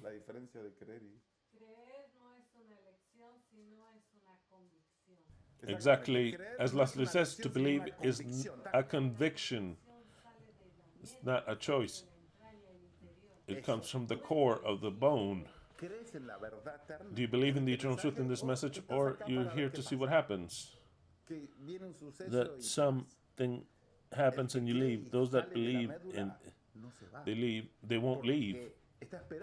Comes from the core, because they're waiting for something to change, and it doesn't change. Luke 19:38 through 40. Luke 19:37 through 40.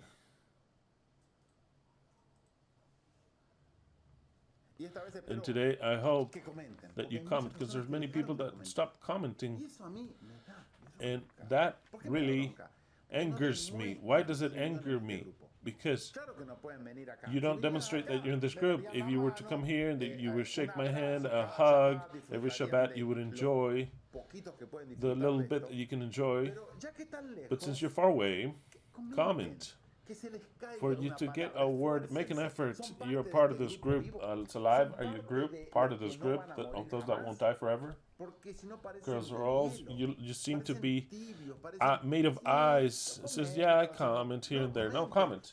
I enjoy the comments, your comments, not those repetitives, the authentic comments. I enjoy them. I enjoy them.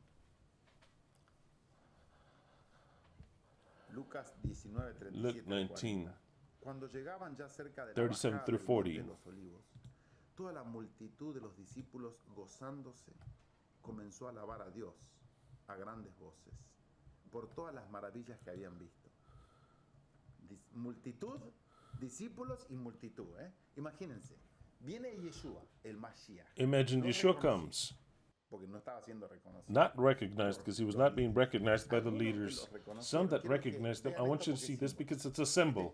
This story, of course, it's a symbol. Of course, it's a symbol. It's a parable that happened, but at the same time, it's a word. So then Yeshua showing us that the Messiah, when he cometh, will not be recognized. But some that recognized them, they said, "Long live the Messiah." Okay, moving on. Saying, blessed is the King that cometh in the name of the Lord. Blessed is the King that cometh in the name of the Lord. How many people now are saying, blessed is the King that cometh in the name of the Lord? Do you know any of them? No, zero. It is we and no one else. If we bless ourselves, then also, but someone from out there to say, how blessed is the eternal truth, I'm not a part of the group, but blessed be them. It's non-existent. It's just insults. Okay. I am demonstrating to you this. So then it says, blessed is the King that comes in the name of Yahweh. Peace in heaven and glory in highest heaven.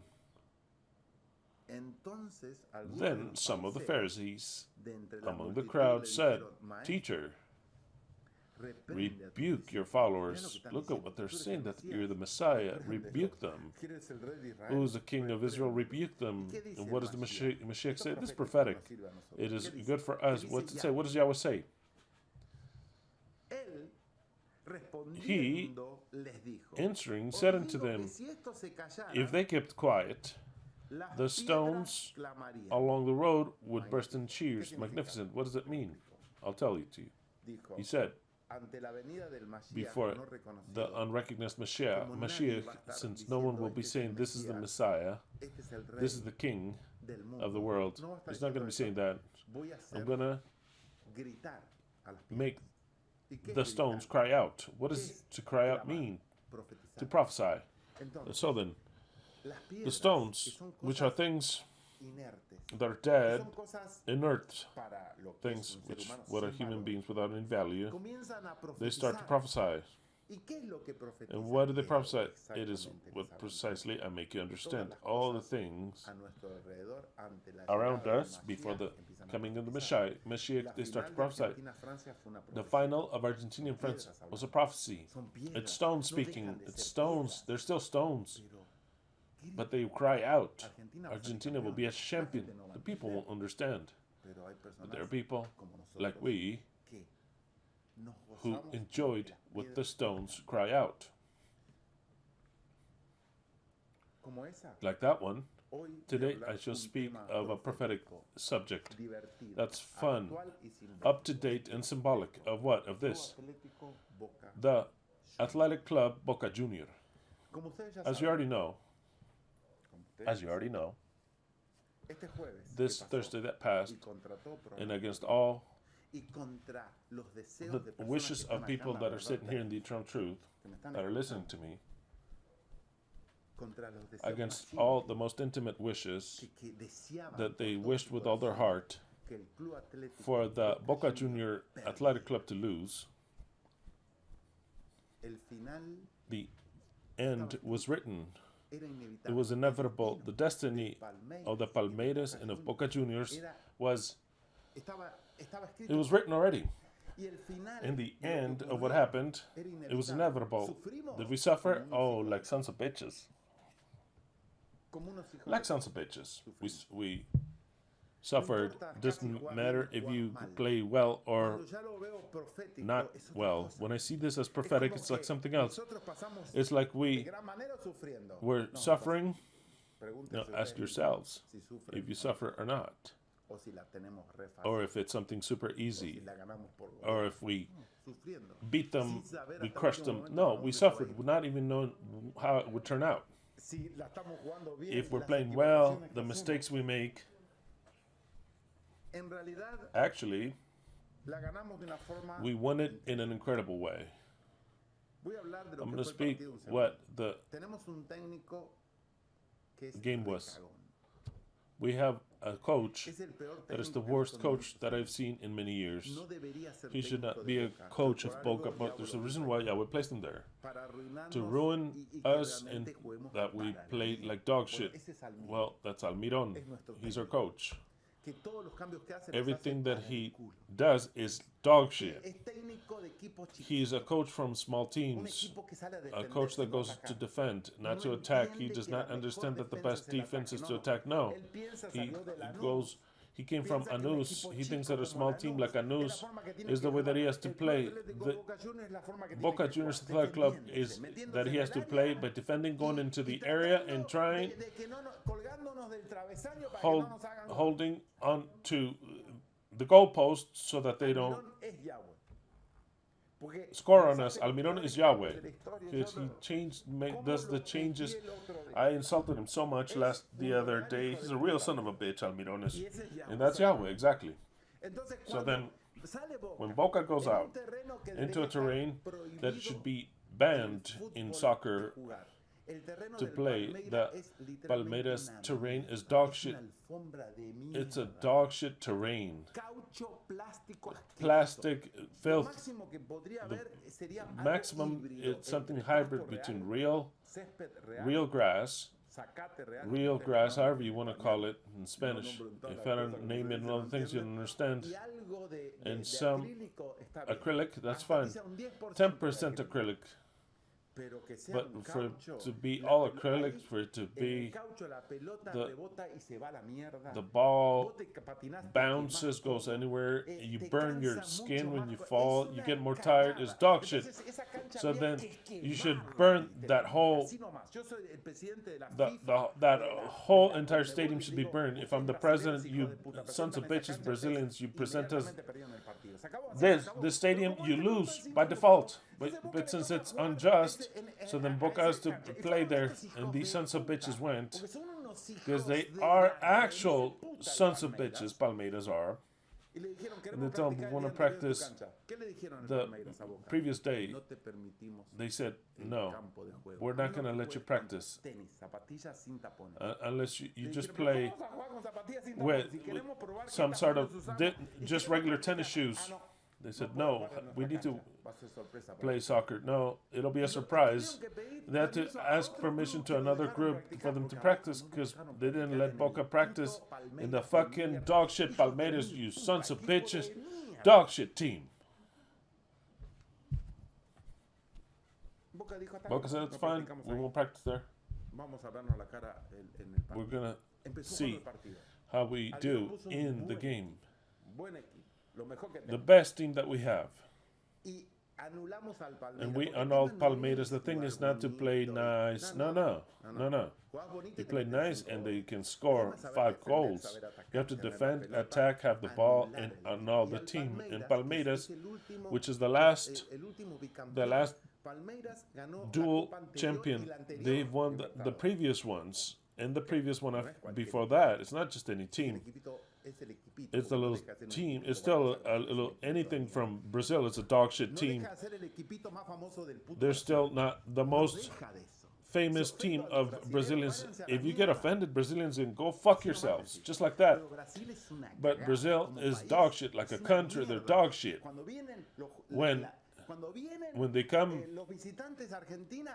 they visit in Argentina, we treat them well. We treat them well. We take care of them. You sons of bitches, we take care of you. You don't have any problems with the fans that come visit us.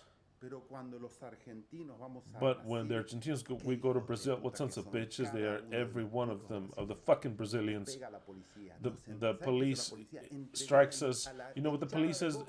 The Boca fans, 2,000 people, kids and women, just common people that don't come to cause trouble. They're sons of bitches. How angry I get. I can't wait for... Okay, I'm not going to say anything. They grabbed the fans of the Argentinians who were 2,000 to be struck by people. They went through the fans of the fucking Palmeiras. They spit on them. They grabbed them. They groped them. And then the police said, you want us to protect you? Then 5,000 Brazilian reals and we'll protect you. They had to pay for it. And then they gave him up again. I can't describe to you what it is, what Brazil is. What Brazil is. Because you are really fucking dog shitters. That's why I hate the Brazilian soccer. I tell the truth, I hate it. Hate the Brazilian soccer. I hate the Brazilian philosophy. If you get upset at me, then there's the door. All of Brazil can go fuck off. I could care less. If there's no Brazilians, and there isn't, I could give a fuck. All fuck off. That's the way it is. That's the way I am. That's the way I am. You don't like it? Then fuck off. But Brazil is non-existent in the prophetic word of Yahweh. Yahweh chose an Argentinian. He would never choose a Brazilian. Never in that fucking Portuguese language. Never, ever. Thank us that we called unto the door of Brazil, that dog shit team, kneel down and say thanks. Thanks for allowing us, even being Brazilians, to be a part of the eternal truth. Uruguay, another dog shit. The fans of Boca went to Uruguay. The police were there with swords. I couldn't believe it. When we went with the Nacional, the sons of bitches of the Uruguayans, I used to live there in Uruguay. I used to fight there every day until they accepted me. But I would always fight there since I was little. I couldn't go one day alone into kinder because they kicked me out because I grabbed a rock and I struck some Uruguayan in the head. That's the witness I would fight. They said, don't take your kid to our school. Went to first grade and I would come bloodied all the time. Why are you always bloodied? Because the kids there, they called me you fucking Argentinian. I got upset. So they became their friends and then it was all great. That's the truth. It was extremely well. But I had to fight and to be struck. It's all done. It's all, the secret is violence.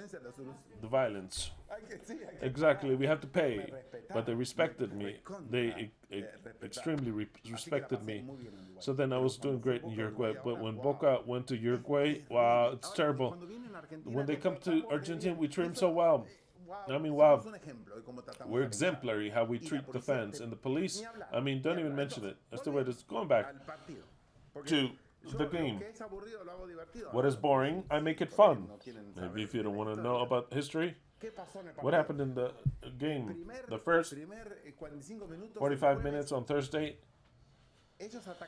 they would attack, but they didn't even have an idea how to play with a fucking dog shit Brazilian team. They would just strike the ball, and they couldn't score, and they were desperate. We gave them the ball, see what you can do. You fucking sons of bitches, Brazilians. Let's here, play. You're the champions, play. You're playing against Boca, but any Brazilian team against Boca, they shit themselves. It's in history. They see this glorious badge, right? They start to tremble, just whatever they are, as long as it's Brazil. Brazil, they see that? Fucking dog shit. Who am I going to play with against Boca? Oh, fucking shit, against Boca. And they start to tremble just like this. Okay.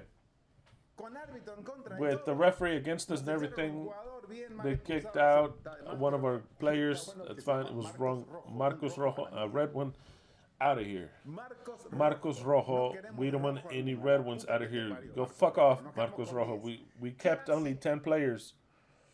What does our coach does, Yahweh, in the second time? We scored a marvelous play.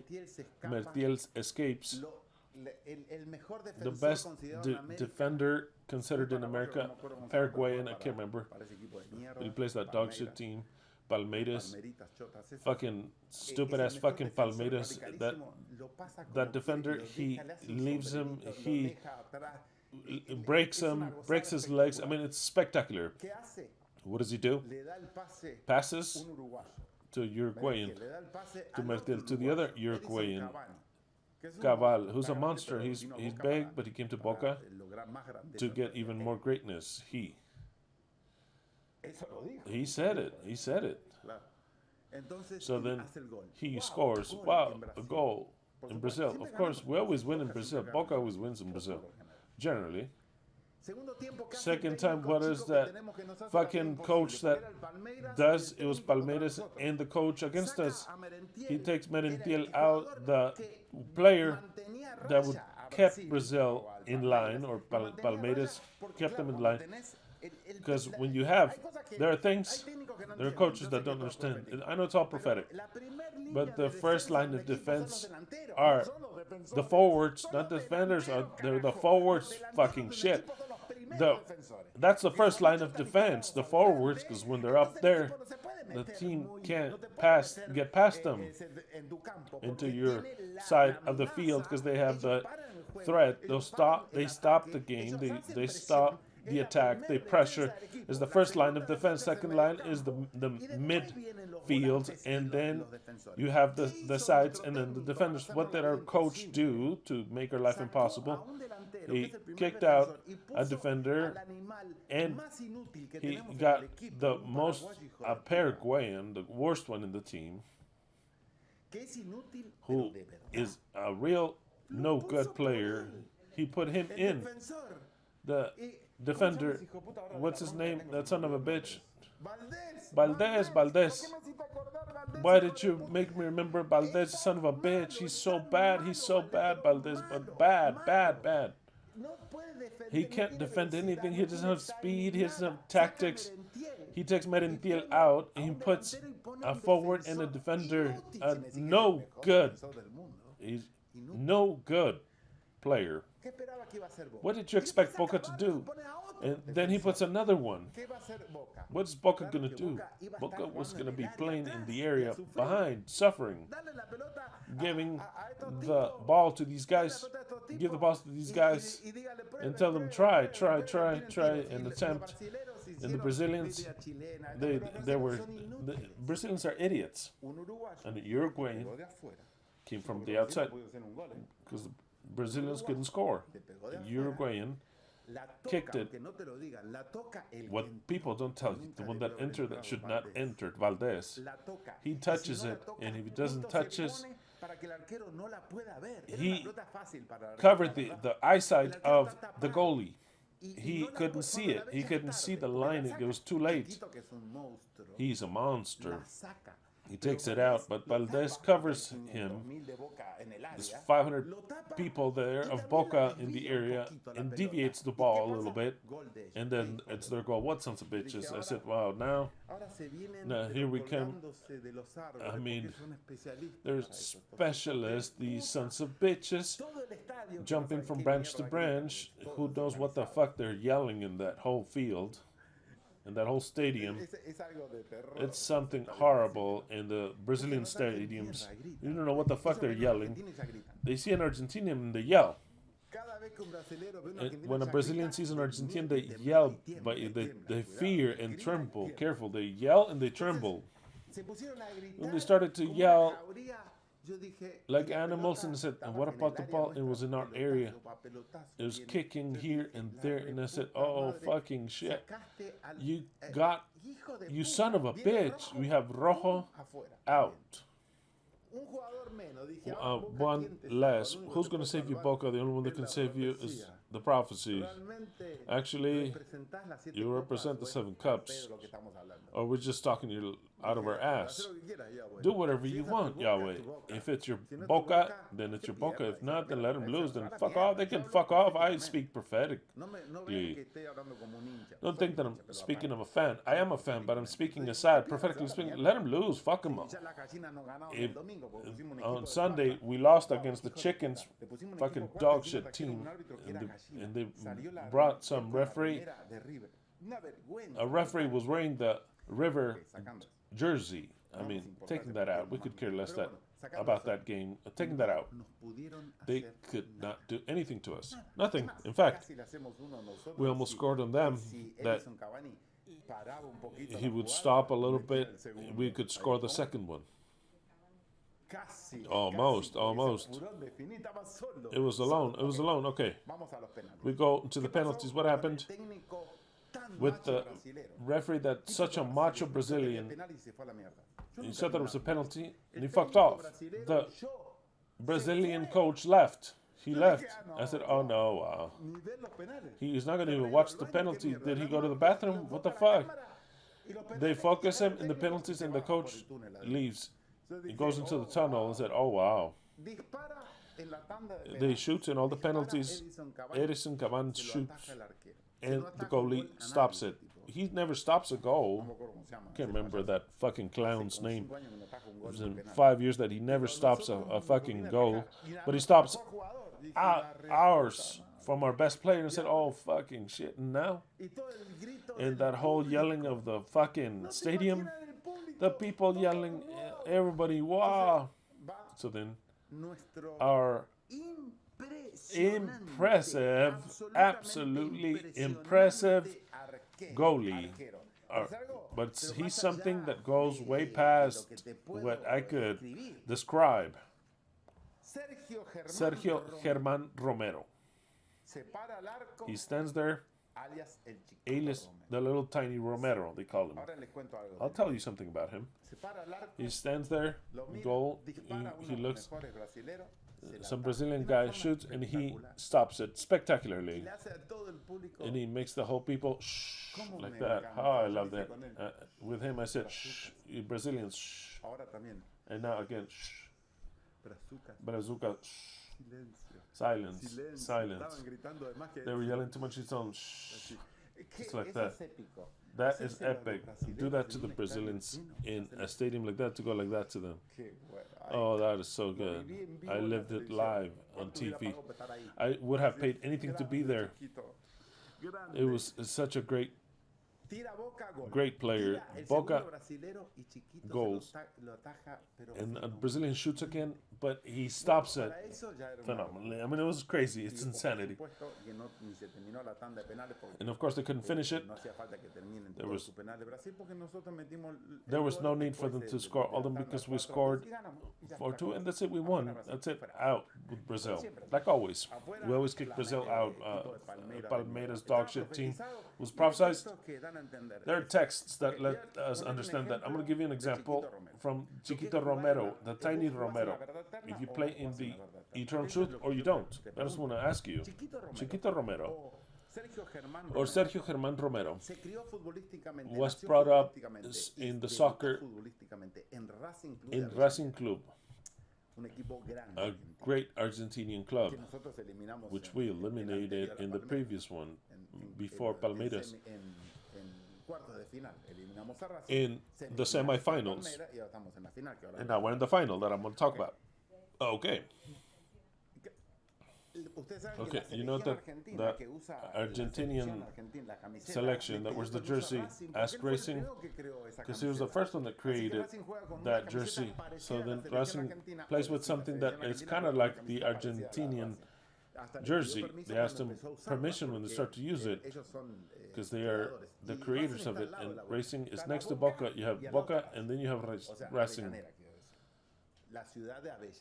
The city of Avellaneda. But it's next to the Boca, is what I'm trying to say. It's next to, they're our neighbors. Very well. Sergio Romero had his career. He played in the national selection, went to Europe for 15 years, came back. he injured his knee, and he was already let go from his team in Europe, and without being from any group, he was a free agent. Came back, didn't know where to train. He went home to the original home that saw him be born, and they gave everything racing. And they said, "Can I train here? I don't have a club or anything. Can I train here?" He says, "Yes, you can train here."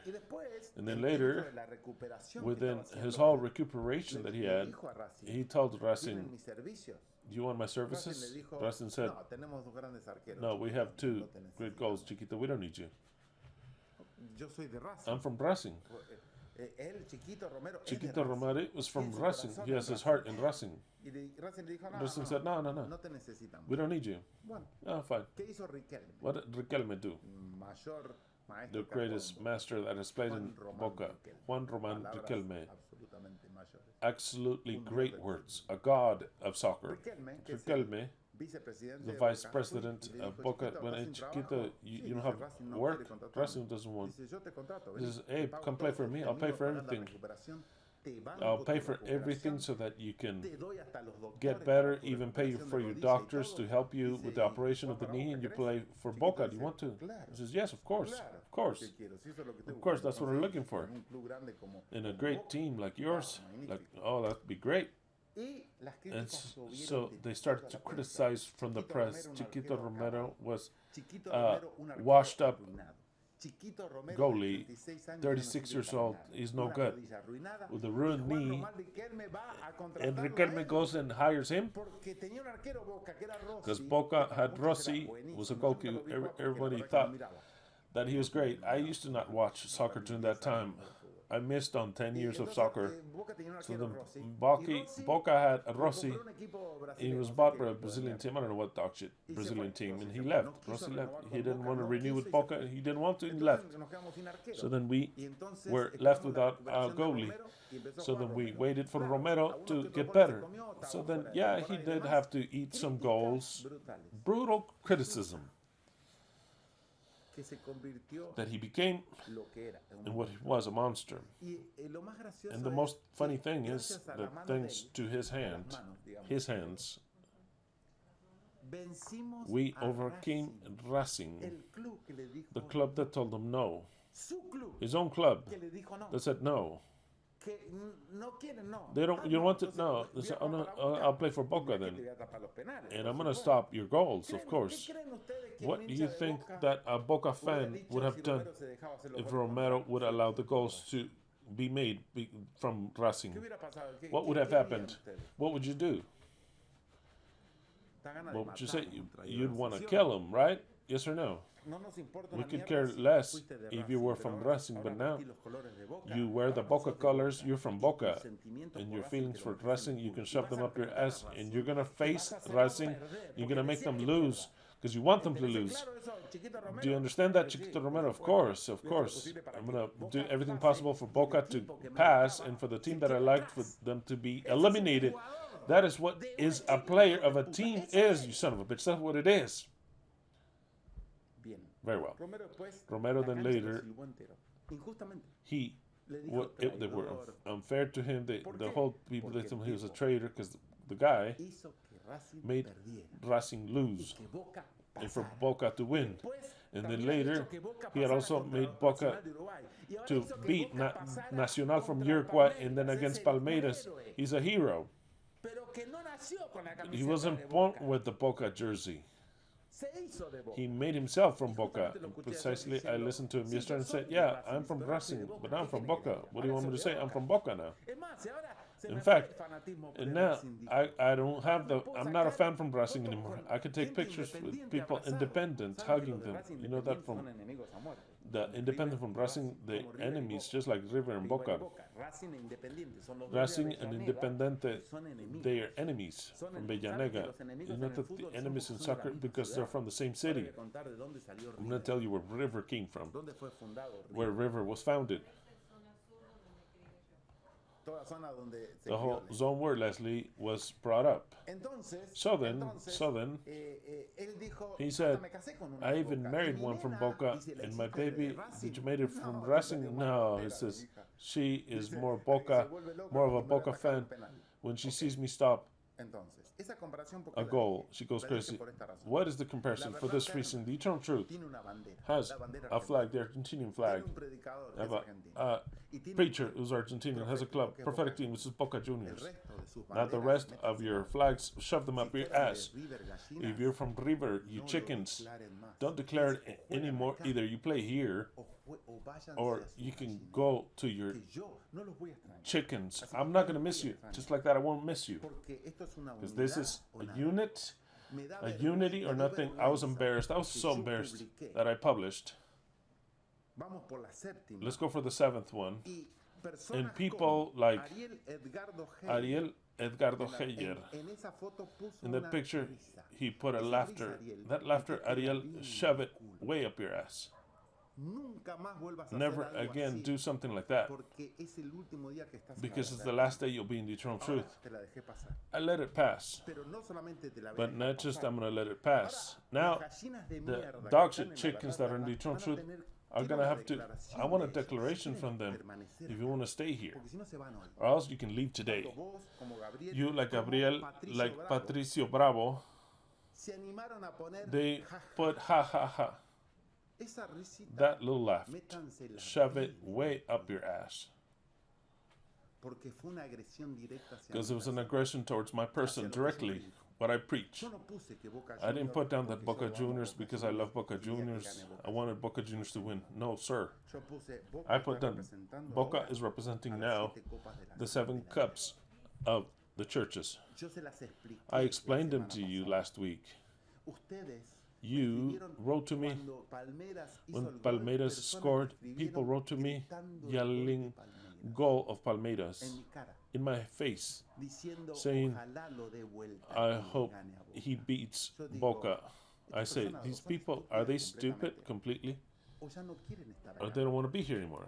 O no quieren Or estar they don't acá. want to be here? Yo no estaba jugando I wasn't con que playing, Boca saying tiene que that ganar Boca la has to win the séptima. seventh one. No, Lo veo como una I see it profecía as a prophecy. que se pueda cumplir o no. Whether lo it could veo be en este fulfilled or momento, not, I que see it aunque at this no se moment, cumpla, even though it's not solamente fulfilled, por yo decirlo, just for me esto saying, es posible que this is sea possible así. for it to be like this. Ustedes están conmigo, están You're with fuera me de acá. or you're out of here. Está Romero atajando You have los Romero penales de stopping Racing. the ¿Se lo va a Racing hacer, se lo va a goals. dejar He's hacer going el to gol let them score que gane Racing? for Racing to win, ¿O va a jugar or is con he la going to camiseta play que with the tiene jersey puesta? that he ¿Qué wears? es lo que quieren? What is that you want? So then that little laughter from Boca, shove it way up your ass. Aquellos que no se animaron Those a of you ponerla, that didn't put the laughter there, también métansela en also shove it up your Y ass. todos aquellos que no And son de all of you Boca, that are not from Boca, mejor que declaren, you should better declare, aunque even no though tenga un amor, you don't have a love for it. Look at what I'm aunque no tenga un amor expecting. Even por if you ese have love equipo, for that porque team, la verdad, because yo tell the soy truth, gallina, I am a chicken. lamentablemente, Unfortunately, realmente deseo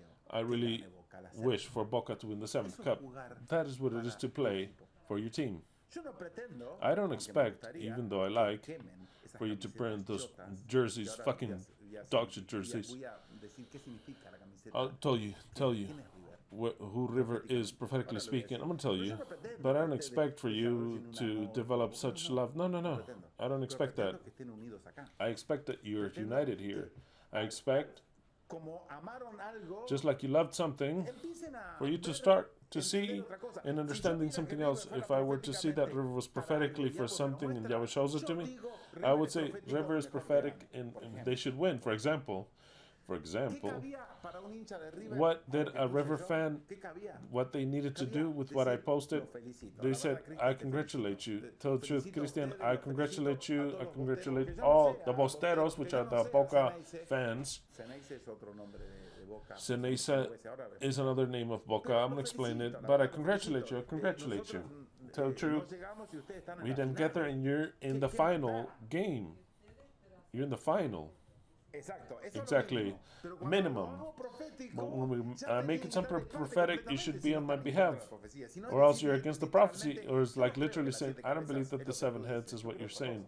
It's something else. Same thing. Exactly the same thing. It is to say, I don't believe in your prophecy. To laugh, Ariel, publicly, you really are a son of a bitch. To put that fucking laughter face, you're laughing at me. Saying, I believe some of your things, but not from Boca. You can fuck off right there. No, you're a toxic chicken that it really, it makes me nauseous that you're from River. But I've never told you anything. I could care less, but I don't get into that.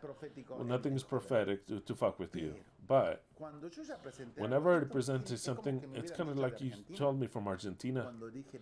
When I said we're going to win it from Guatemala, Mexico, Chile, whatever country I'm from, to say, I hope Argentinians lose.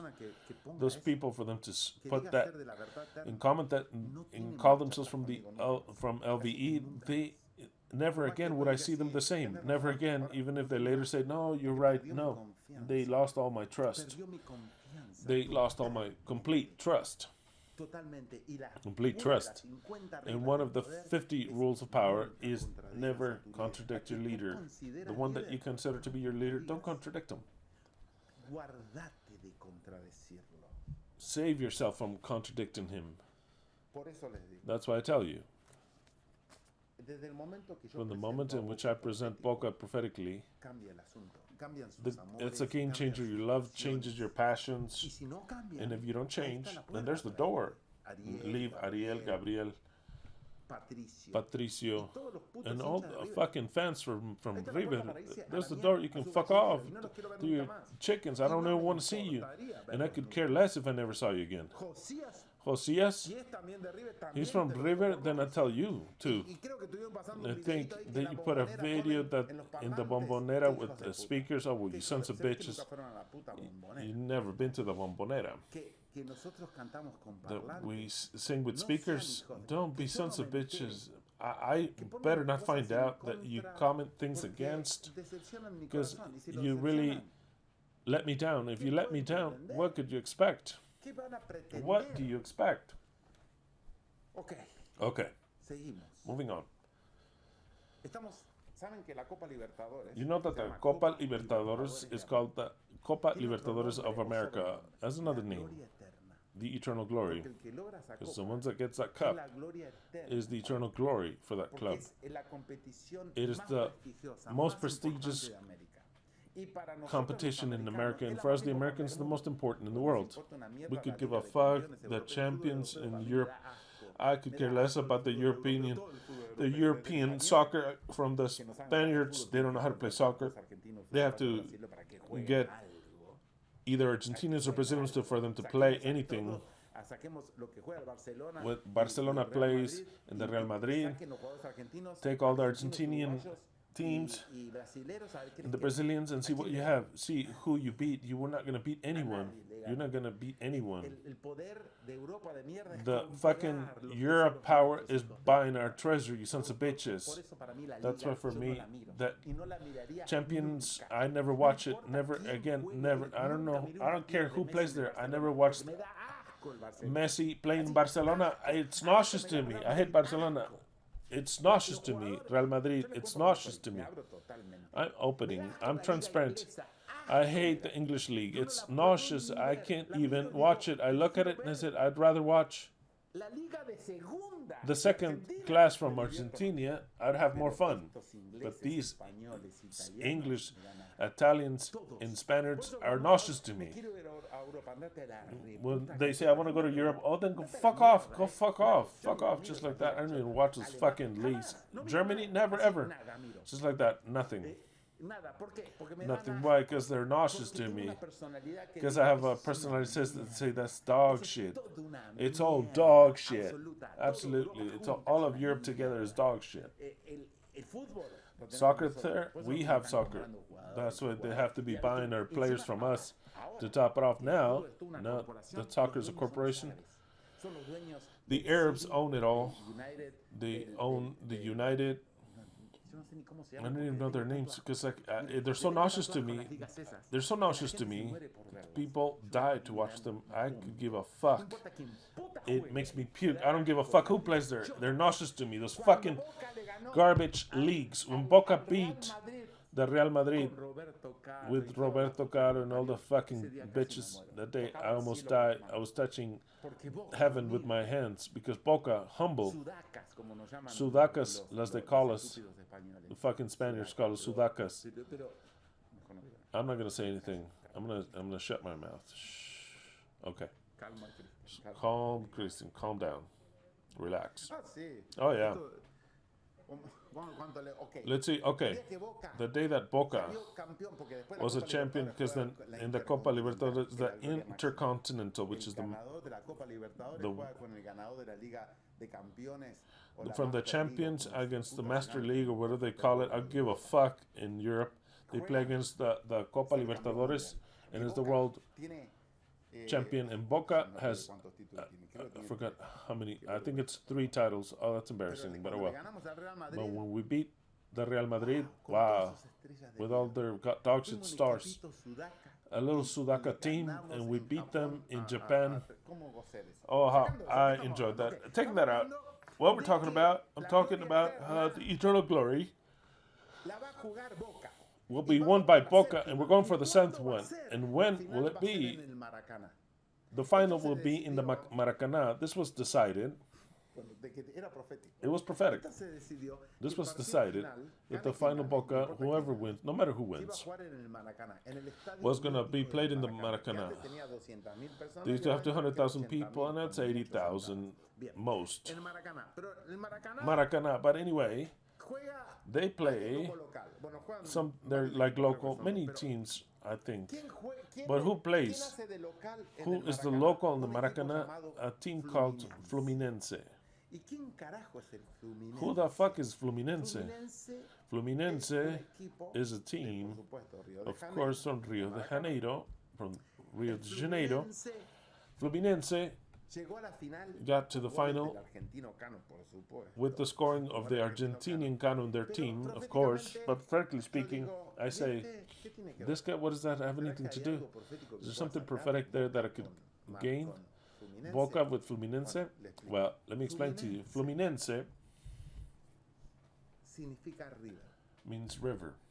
Fluminense is the river that flows. The flowing river, the Fluminense. In Portuguese, it means river. Whether we want this or not, we'll face another fucking river. First of all, most important one, the word flu. Those of you that speaks English, you know what flu is. Those in Spanish understand what flu means. Flu is another name of that sickness. I'm not going to say sickness of that sickness that came in the year of the cup of wine 2019. The flu came. Cup of wine.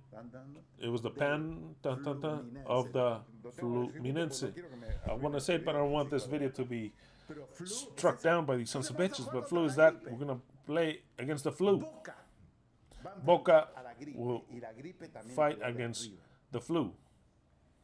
And it's equivalent to river, perfectly speaking, suffering or whatever.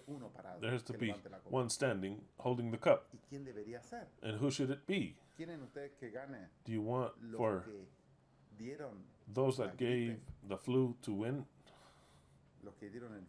Those that gave the flu, Minense? Do you want those to win?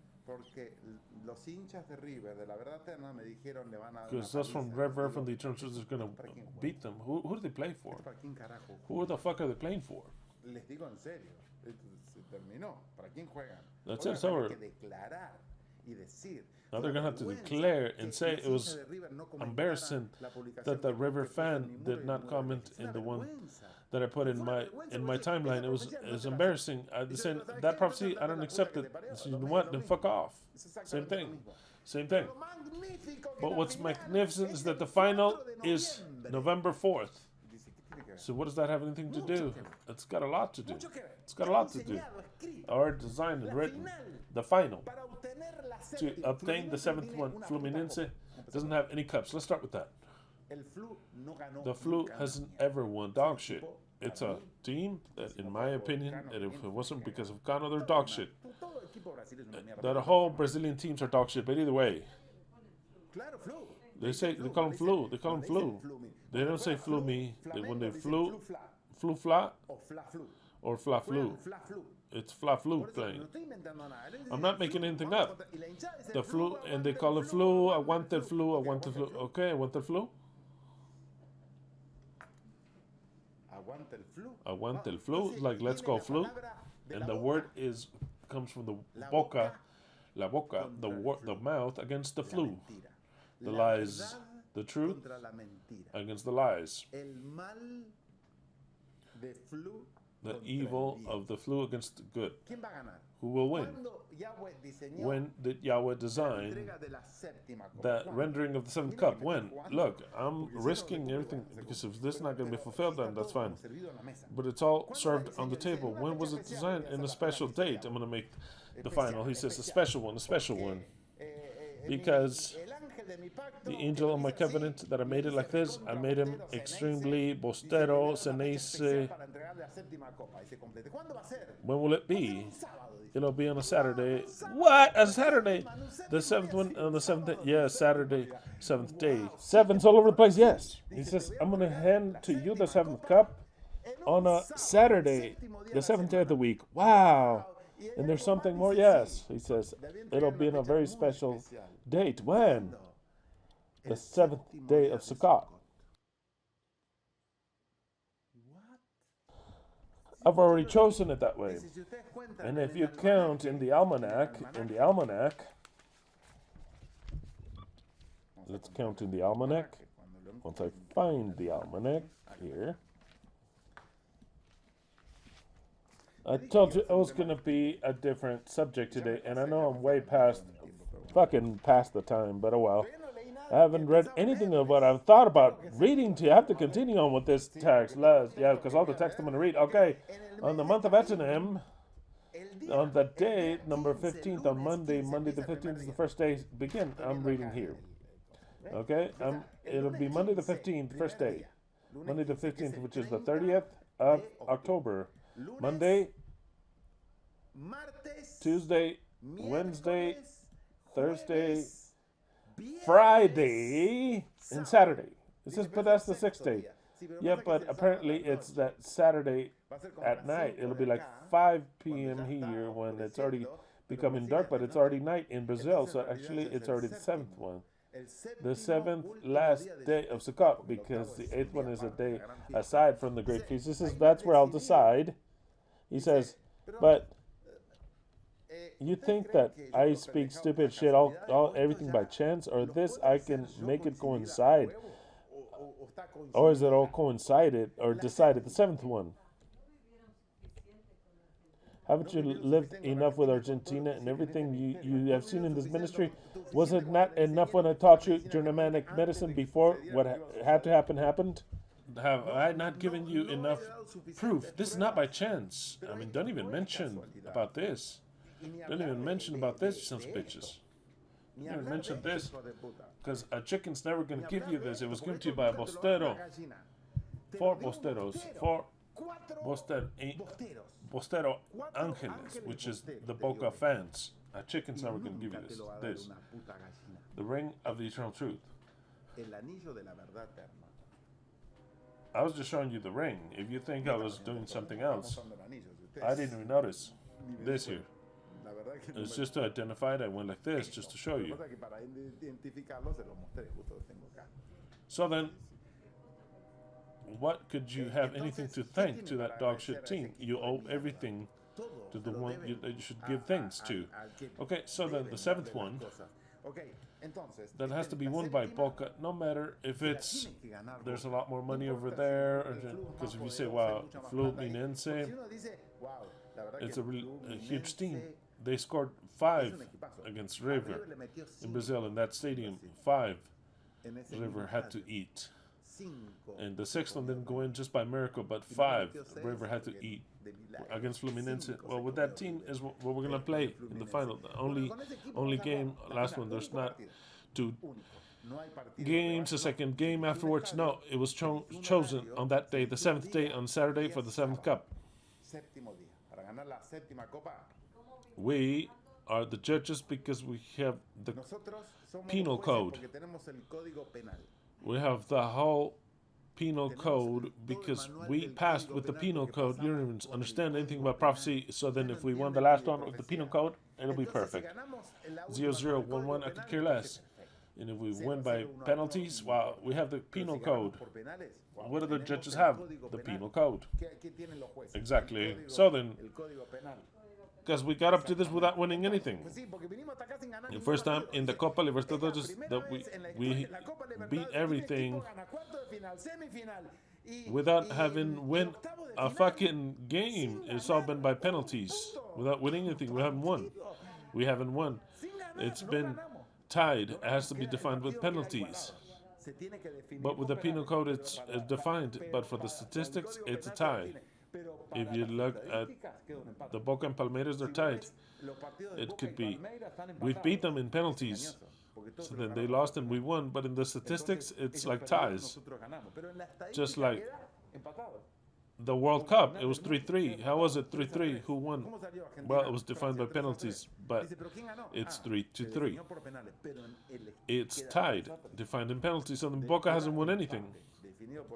They've won with the penal code, whether you like it or not. And if we win the final cup of Libertadores like that, it's more than prophetic.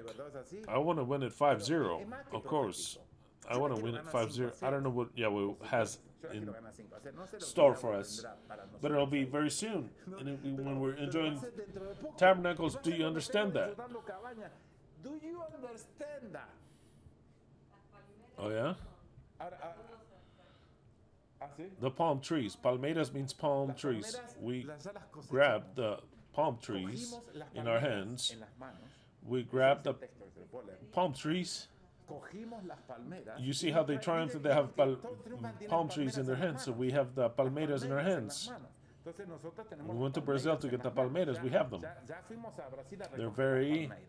It's all fulfilled. The palmeiras in our hands, and we have to fight against what? Our fight against the flu. It was our fight against the flu? Yes, it was a fight against the flu. Did we win it? No, we haven't won it. We haven't won it yet because they still want to have protection. They're still making laws, mind you. And it's all coming back and all the rest. We haven't defined the victory. We're escaping the flu, Minense. We're escaping. But we haven't overcome the Fluminense. Do you understand what I'm saying? We have to overcome the fucking Fluminense.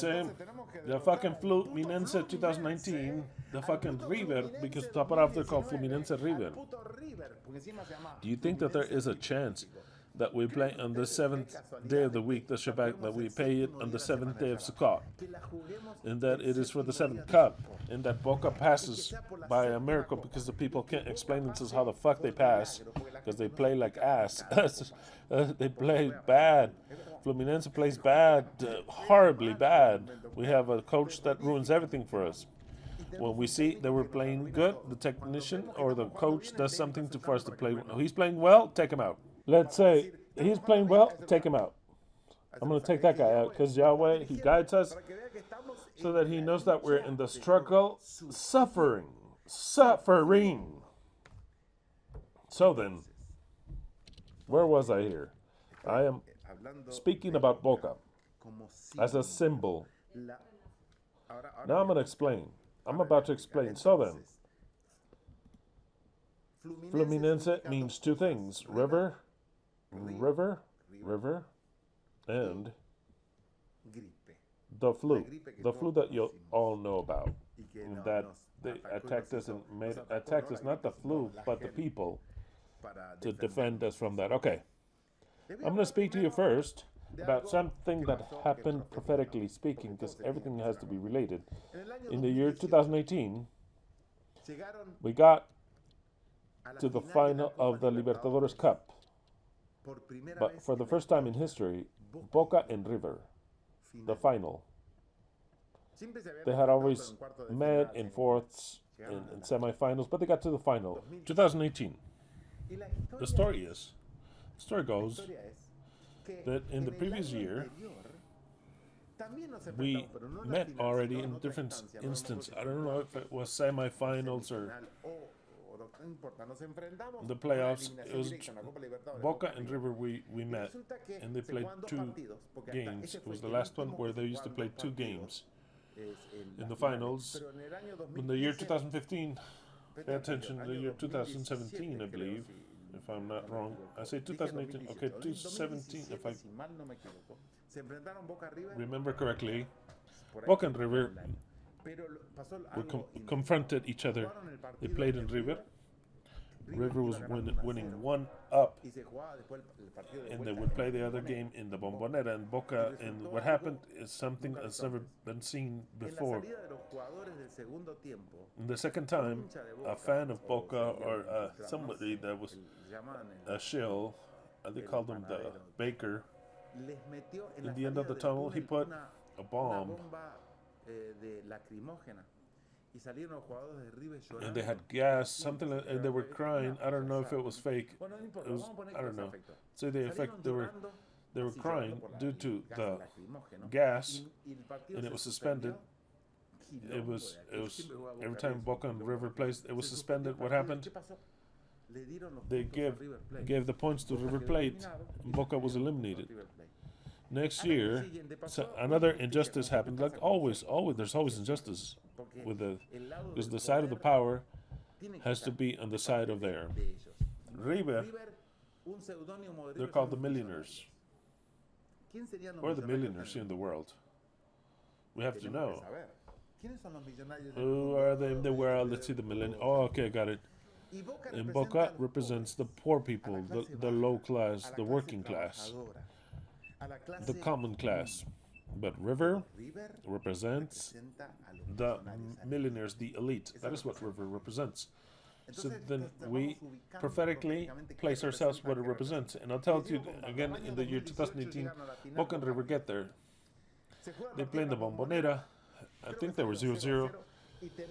And we had to define it in the River Stadium. Boca goes with the bus, however you call it. What do you call the collective? The bus goes entering into River, the team of Boca, not the fans, and they're attacked by some fans of River, and they break the glasses, and many players were cut. What happened? They couldn't play. They were cut. They had to go to the hospital.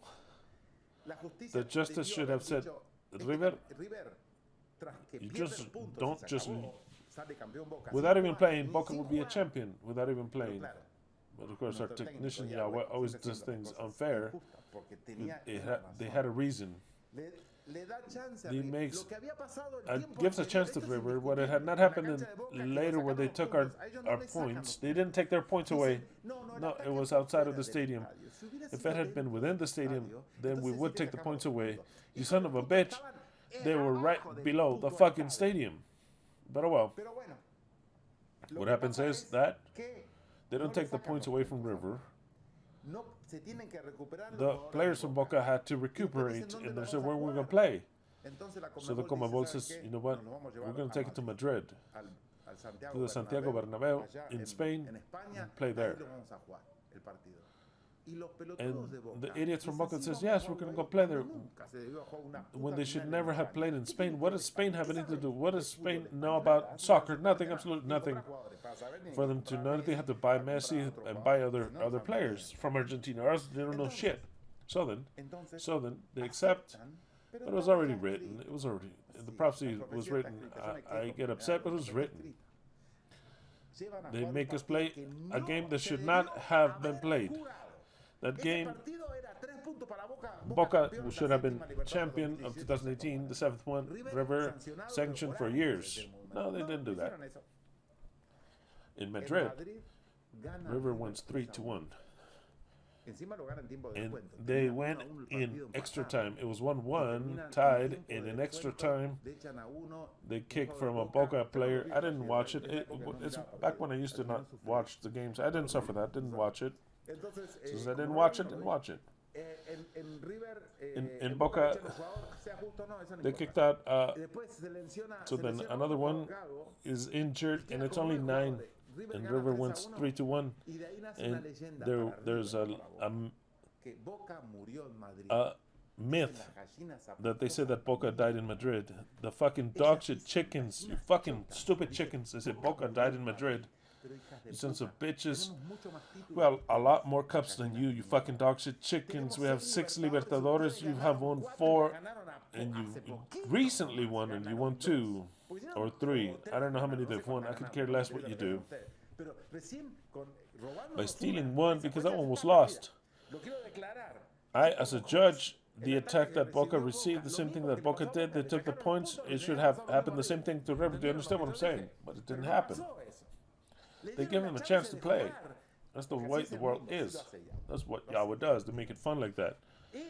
And the fucking chickens, they didn't deserve it. They won. And they started to yell, Boca died in Madrid. Boca died in Madrid, you fucking stupid chickens, because you won a little fucking unfair game that should not have been played. Shut your ass, you dog shit chickens, because now you're at home. Like a chicken laying eggs, looking at Boca playing the final, which is prophetic, and I'll speak to you chickens in the Senesis. River represents Babylon, just like that. Babylon, clear, it's as clear as daylight. Boca represents the eternal truth. I see it precise.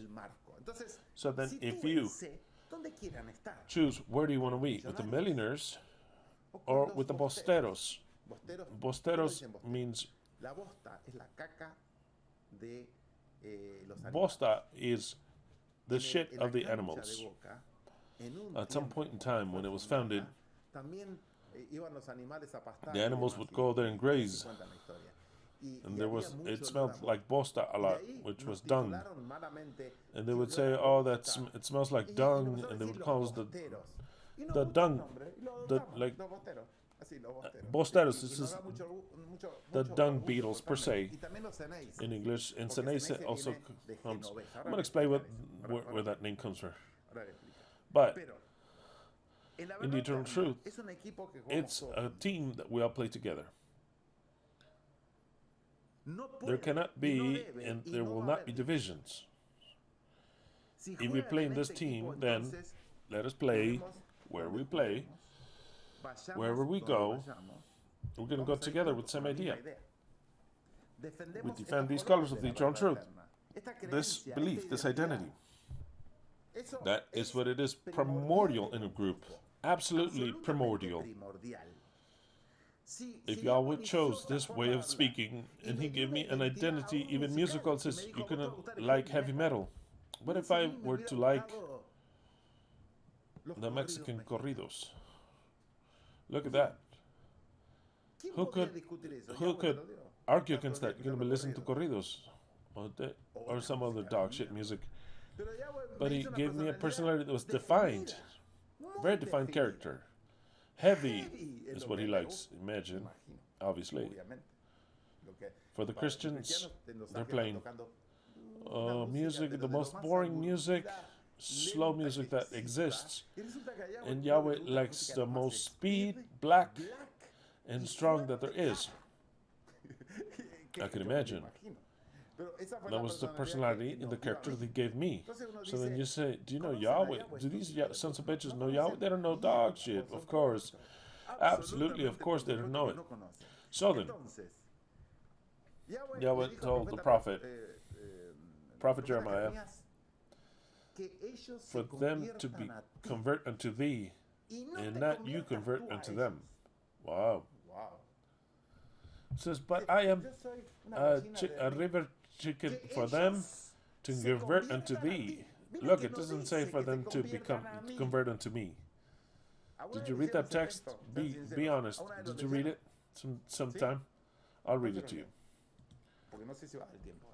I don't know if we have the time now, but Jeremiah, he tells them, look, Jeremiah, I want for this team to be convert unto thee. It doesn't say for them to convert unto me. I want them to convert unto thee, and that you do not convert unto them. They have to follow you. Whatever insanity that you say, it's the words that are put in your mouth. I want them to convert unto thee. I'll read the text to you because tell the truth, it's spectacular, and then I'll read it to you again later. I know that it's extremely boring for you, this subject. So some, Jeremiah 15. Jeremías 15, 19 al 21. Los que estén 19 through aburridos, 21. pueden If you're abandonar bored, you can este abandon tema en este momento.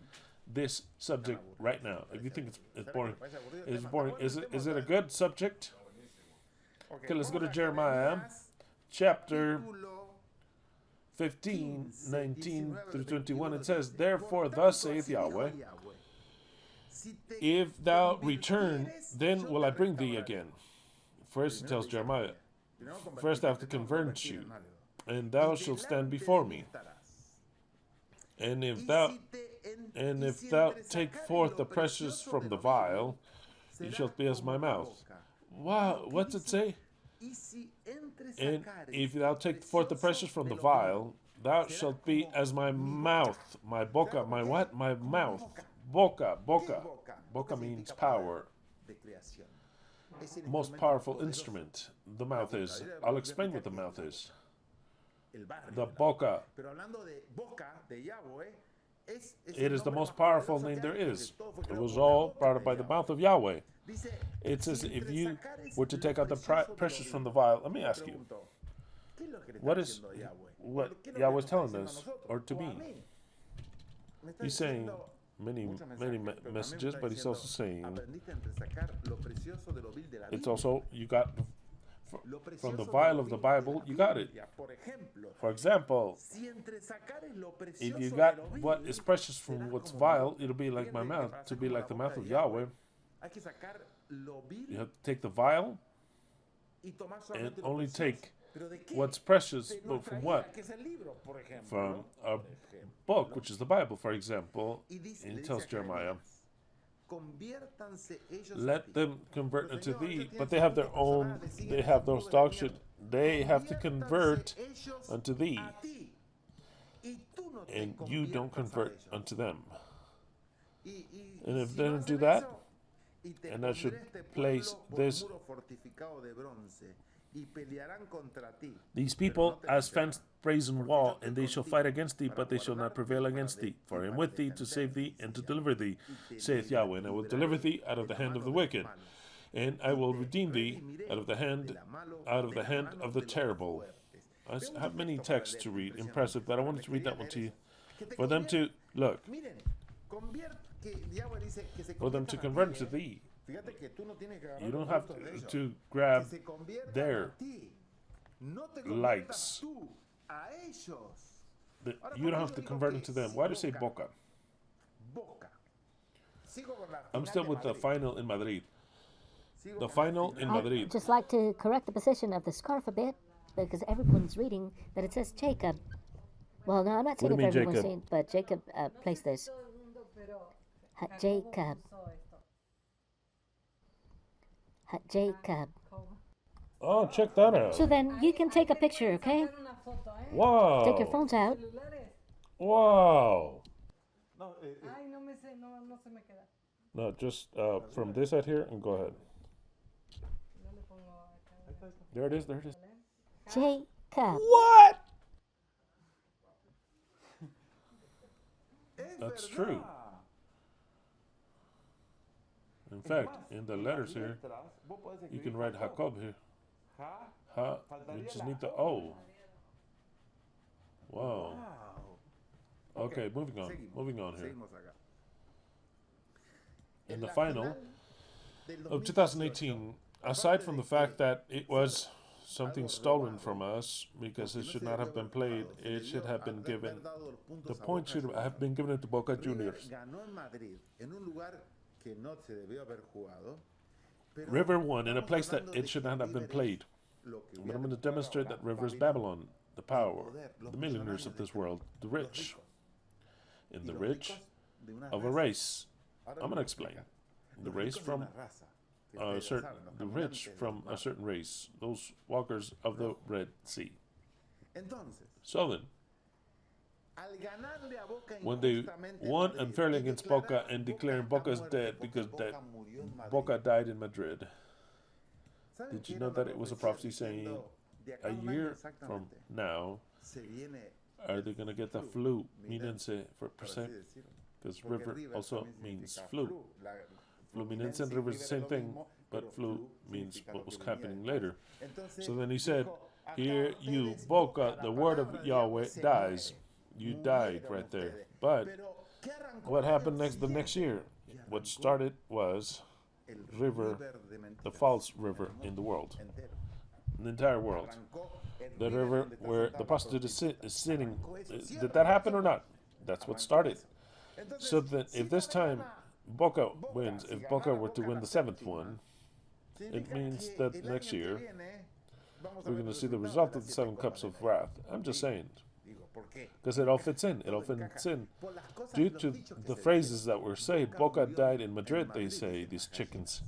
And Boca's more alive than anything. They tried to kill the Madrid. They tried to kill Boca in Madrid, these chickens, by stealing something that did not belong to them.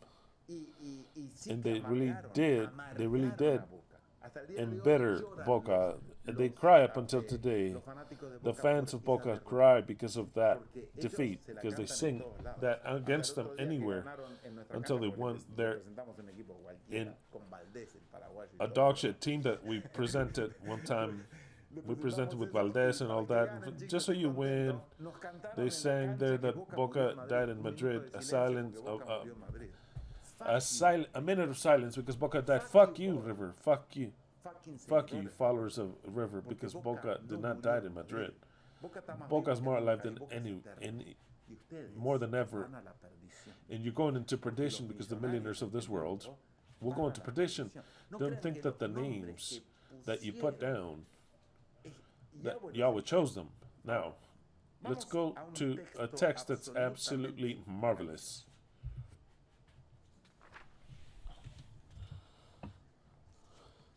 The text is the text of the invitation. What does the text of the invitation say? By memory. The mouth of Elion, out of the mouth of the Most High proceeds not evil and good. Okay. River Plate was founded in the neighborhood of Boca, and for many years they remained in the Boca. River is Ceneice also. That's why I told you that there are brethren. In the year 1901 is River Plate born. Out of the conjunction of 2 teams. I can't remember what the 2 teams were. 2 teams. And they called it River because they found some boxes from some ship that said River Plate, and now I remember there were the plates from the founders of Rivers saw, let's call it River Plate, from 2 different teams. Santa Rosa, I don't know what other dog shit, some other dog shit. They all got together, but they were in the neighborhood of Boca, and they were Genoveses. They were juniors. The river flag, look it up online right now. The flag of Genova, look it up, the flag of Genova, and tell me, what color is it? Just look it up. As you're looking up that flag of Genova, I'm going to show you what the Boca is. I'm going to show you what the Boca is. This is the Boca, the neighborhood of the Boca. You see how it is literally a mouth? Do you see it? It is literally a mouth, because it is the mouth of Argentina. It is the mouth of Buenos Aires. It's not just called the Boca, the mouth, just because they like it, because it's the mouth of a mouth, the mouth of the river, the Rio, the Plata River, the river of La Plata, and that's why it was called La Boca, the mouth river. It was born in the Boca. For 30 years they stayed there. But then they wanted to separate themselves. They were embarrassed from where they were born. What is the color of Genova? Does that have anything to do with that fucking Chota River jersey? It's identical because they're Ceneices. Wow. Who told you that? The fucking chickens don't know their history. The millionaires that call themselves millionaires are traitors, just like the Jews, because they represent Judaism, River Plate. They represent those that are millionaires today. So then, they are embarrassed of their past, and they say, the Bosteros, but they also are from the same neighborhood. That's why the boca of Yahweh, the mouth of Yahweh, does not speak, well, good and evil. Well, the curse was called river. It was called of the mouth of river. Two things come out of the mouth of Yahweh: the blessings and the curses. Okay, we got the curse, and the blessing. The blessing was Boca Juniors, and the curse was River Plate. I could care less about that stadium. It's not about that. It's the symbol. I want you to interpret the symbol. It doesn't have anything to do with that dog shit, people. It's the symbol. It is the symbol. The names. The millionaires. Who are they? The millionaires. The great merchants. Who are they? They have that symbol. Okay. I'm going to read to you the story of the Boca. Look. I'm going to give you the picture of the boca that I showed it. I'm showing it up. I don't know how to make this bigger to show you something else. Let me see if I make this bigger. Let's go to properties. I know that they're seeing it, but I want to make it bigger so that it zoom in to a part. The scale, it transforms. The feet, the stretch. How is it? I want to make it bigger so they see something. Ask Angelina to come here. She knows how to zoom in right here while they look at the picture that I just showed you.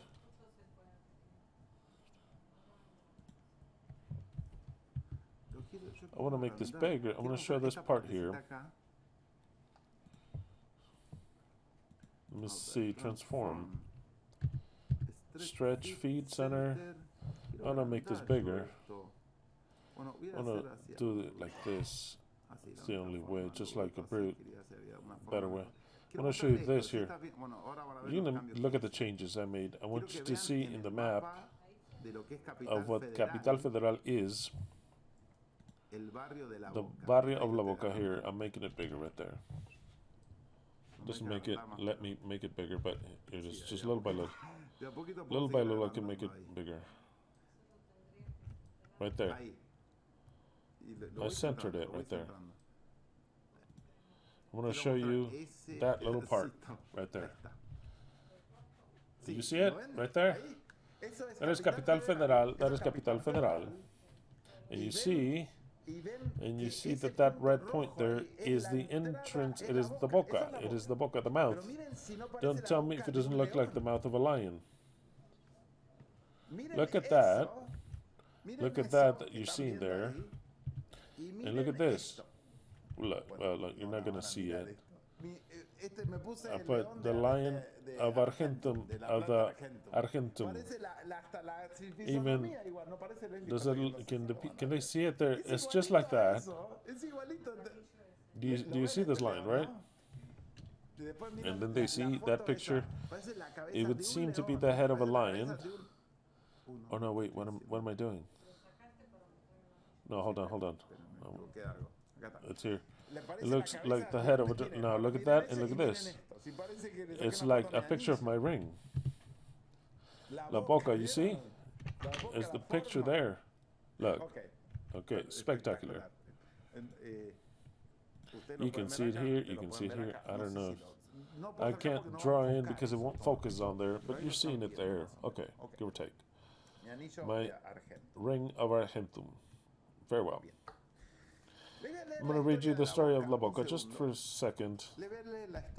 The story of the Boca. I'm going to educate you a bit. Let us go to La Boca. Let me read this to you from buenosaires.gov.ar, officially from the government. Pretty interesting. This is the Boca. This owes their zone where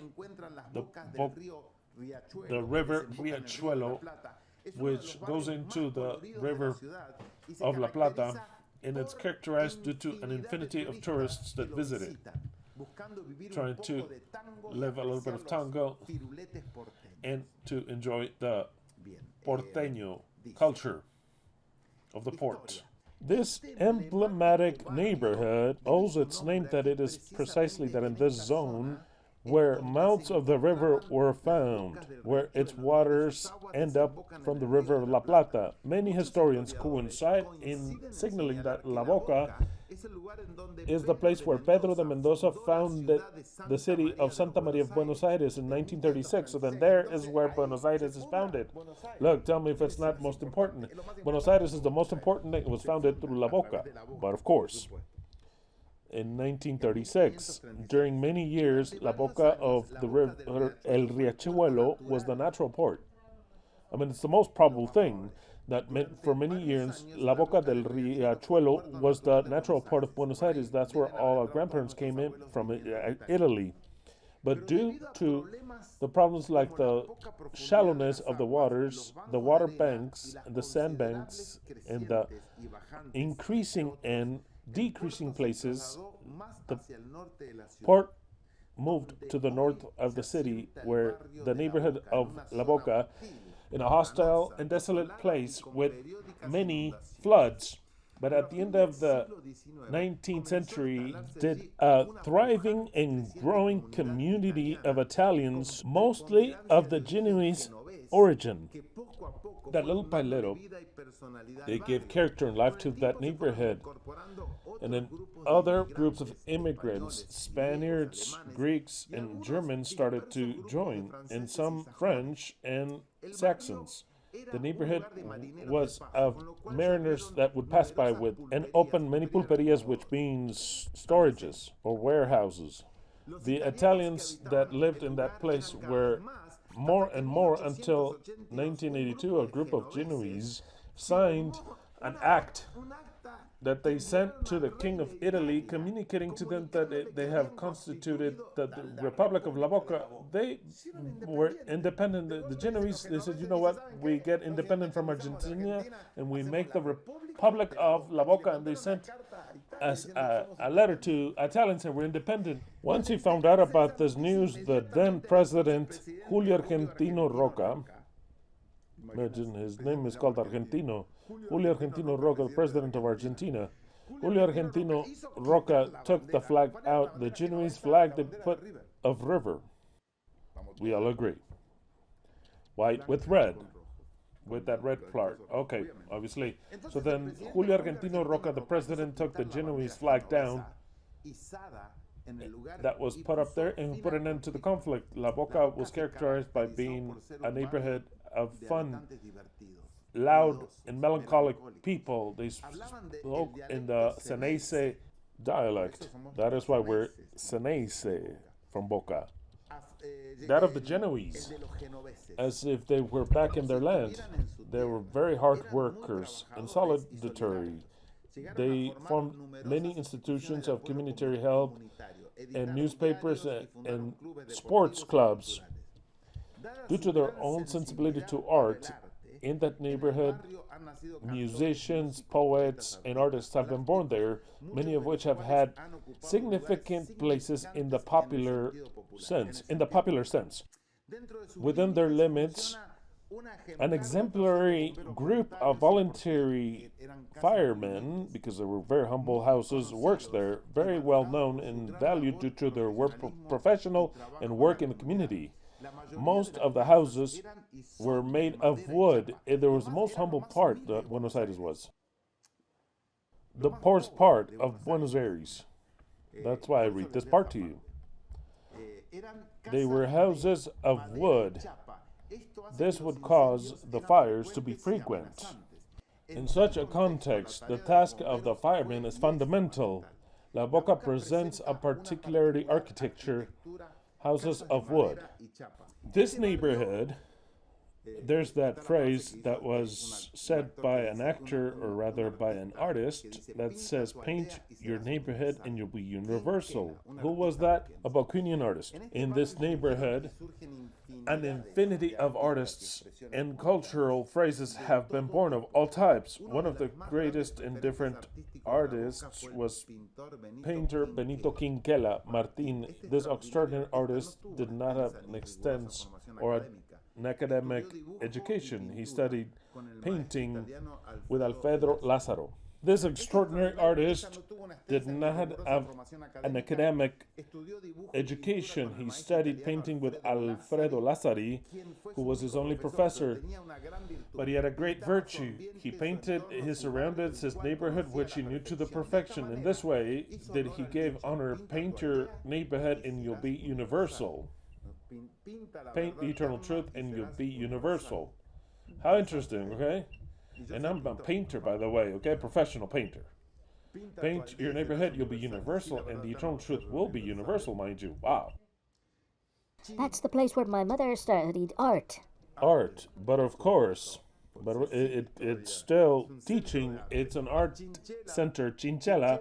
Chinchela, as his last name was not Quinquela, but Chinchela, was the one that knew how to paint and interpret the surrounding in the port in La Boca around those years. In his work, you can see that whole port activity, its boats, the workers, the color of the houses, the sails, the bars and cantinas. Quinquela, it was inspired around his surroundings. Many would see him often sitting in a boat from where he would paint the whole scene, a source of artistic and cultural inspiration. La Boca, the crib and birthplace of football.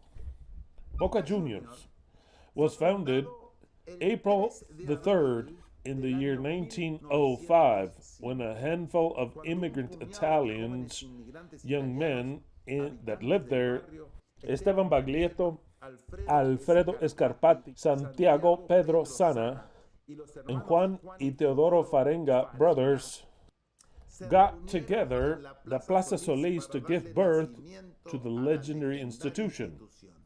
The colors blue and yellow, taken from a Swedish ship flag that had stayed around those days in that river. On the other hand, pay attention, because out of the mouth of Yahweh does not come evil and good. On the other hand, River Plate was founded before, mind you. It was founded on May 25th of 1901. Wow.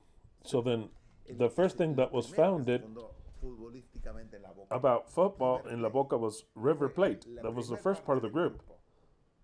Interesting. Those who do not accept, and another group comes afterward. So then it says, they are and continue to be the prodigal son, but aside from that, the son of a bitch. So it was the 25th River Plate was founded on May 25th of 1901, also in the neighborhood of La Boca. How can they enter into the neighborhood that gave them life like this? They enter like this is by custom. They enter like this into the neighborhood because they say that all stinks like shit. And the stadium, they can't come and see because in Argentina it was so much that there's no more visitors. There's no more visitors. It was Boca River, and if they play in the Boca, it's only fans of Boca. And it's with River, only fans of River. They cannot get us together because we're too emotional. The Argentinians are. They cannot even place us separate in a stadium. The whole rest of the world are all united in the tribunes. We cannot even be in the same place separated. We can't be there. Just imagine how the Argentinians are. Not in the same home, separated with terrible walls. They can't be together. You're going to find a way of killing each other. There's no other way. The rest of the world, they can be together. One from America, from Chivas, and American Chivas, and we move on. And eating and saying son of a bitch, but not in Argentina. That's why, how is it that in the eternal truth we're going to be like this? You can be like this? I think not. I think not. Either they convert them to me or they can fuck off. That's what Yahweh said. That's it, it's over. But the sons of bitches are sons of La Boca. They were born in La Boca. Remember this, you fucking millionaires. And then it says, it reads as follows. Once again, let's move on. We're enjoying this. At least I am. At least I am. On its behalf, River Plate was founded on May 25th of 1901, also in the neighborhood of La Boca, by the fusion of two clubs pre-existent ones that were Santa Rosa and La Rosares. Santa Rosa and La Rosares, they got together and we got River Plate. After arguing many proposals, they decided to call it River Plate, apparently because one of the associates had seen some mariners leave next to them some crates that said River Plate on it. I don't know what it was. Around those years, River had its stadium next to the river. They enter like this. When there was visitor, they would enter like this. That's where you were born, you sons of bitches. Obviously. And now it's all clean. Clean also. Well, it's a different story, but yes, of course. But they had their stadium. It would seem to be prophetic. Very prophetic, rather. La Boca was filthy, but then it got cleaned up. The point is that River Plate was born and they had their stadium in the river there. Let's start with that. Okay, so then it says, River had their stadium next to the river in the street square Pinzón, Gaboto, Aristóbulo del Valle, and Pedro de Mendoza. Later on, they moved to Palermo. They said, no, this neighborhood, we're from a different class, where they had their own stadium. But they didn't like that. But as the years went on, they got more popular and they had to move in 1938 to the neighborhood of Belgrano, to the north of the city, where their facilities are. And as of today, they are found in a place that has to do with the neighborhood of Núñez, in the monumental that it's actually a freezer. A freezer because the people are frozen.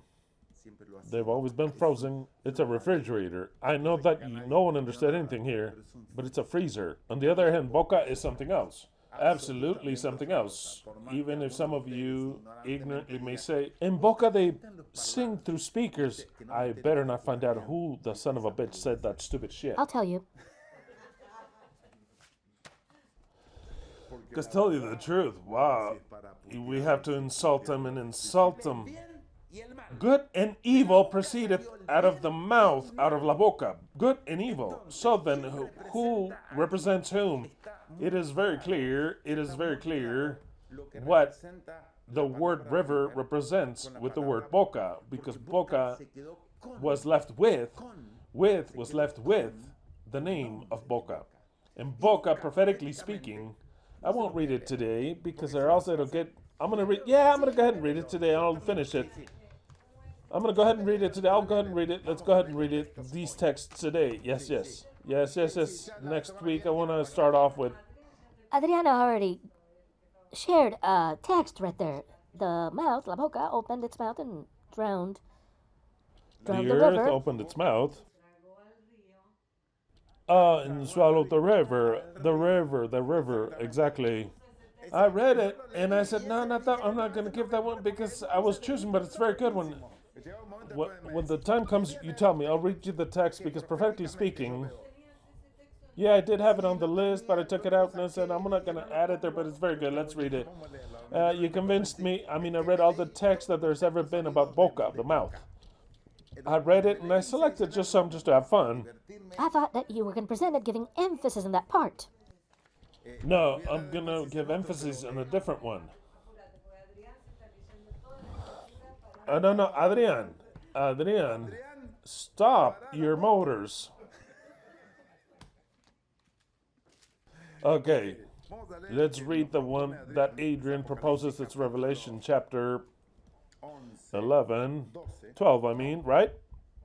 Which one was it? Revelation chapter 12. Let's read chapter 12. That says, 14 and 15, and to the woman were given 2 wings of a great eagle, that she might fly into the wilderness, into her place, where she is nourished for a time and times and half a time.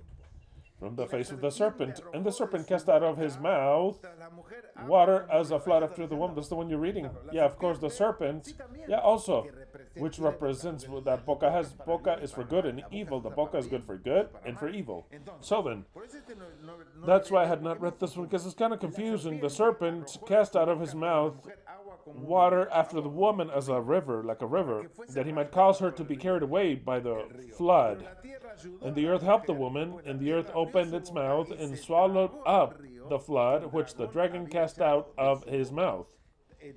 It is good about the river, but the word boca there is not applied in this context. So then, that's why I wasn't going to mention it, but it's a good one. Okay, the word boca is very important in Scripture, and we have to see it in a fan way, from a fan's point of view, because whether you like it or not, it's the same boca. Boca Junior is the mouth of Yahweh. The boca makes you live or die. So I just show some, just some.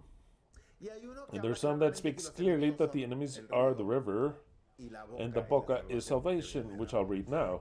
Exodus 4:11 through 12. Exodus 4:11 through 12.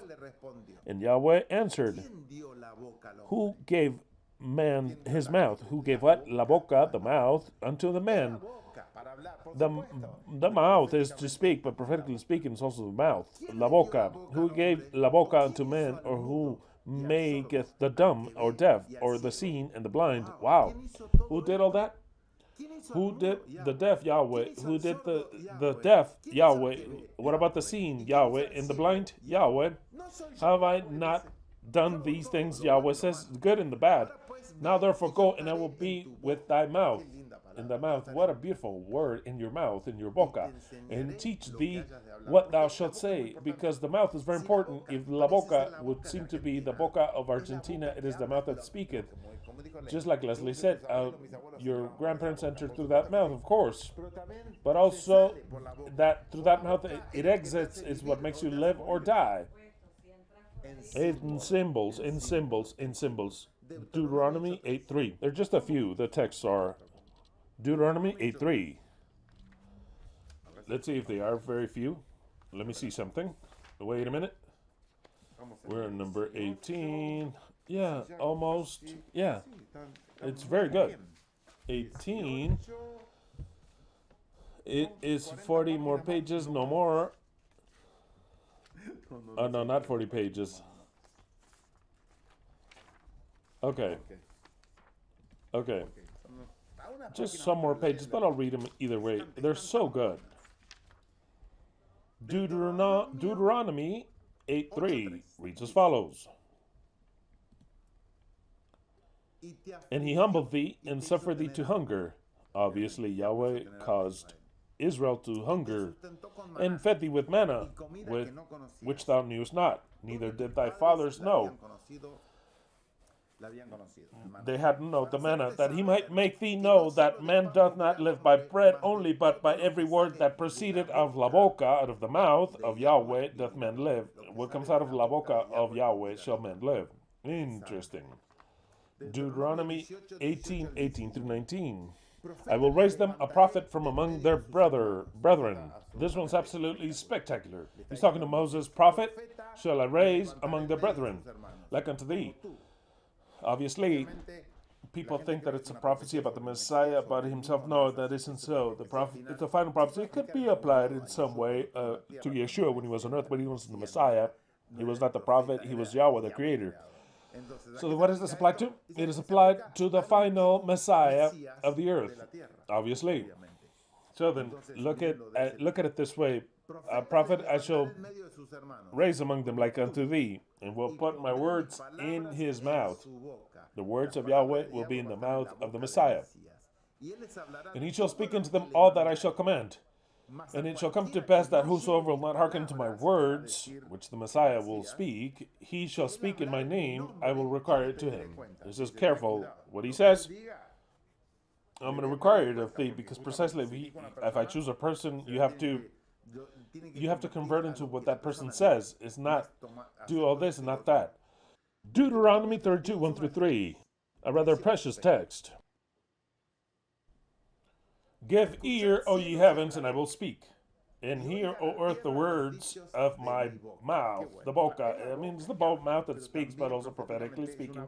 It's a boca, a mouth, a prophecy of the seventh one. You don't believe it? Okay, that's fine. It's your problem. I believe that the boca is speaking. My doctrine shall drop as the rain, and the words of my mouth on the earth, and my speech shall distill as the dew, as the small rain upon the tender herb, and as the showers upon the grass, because I will publish the name of the Lord.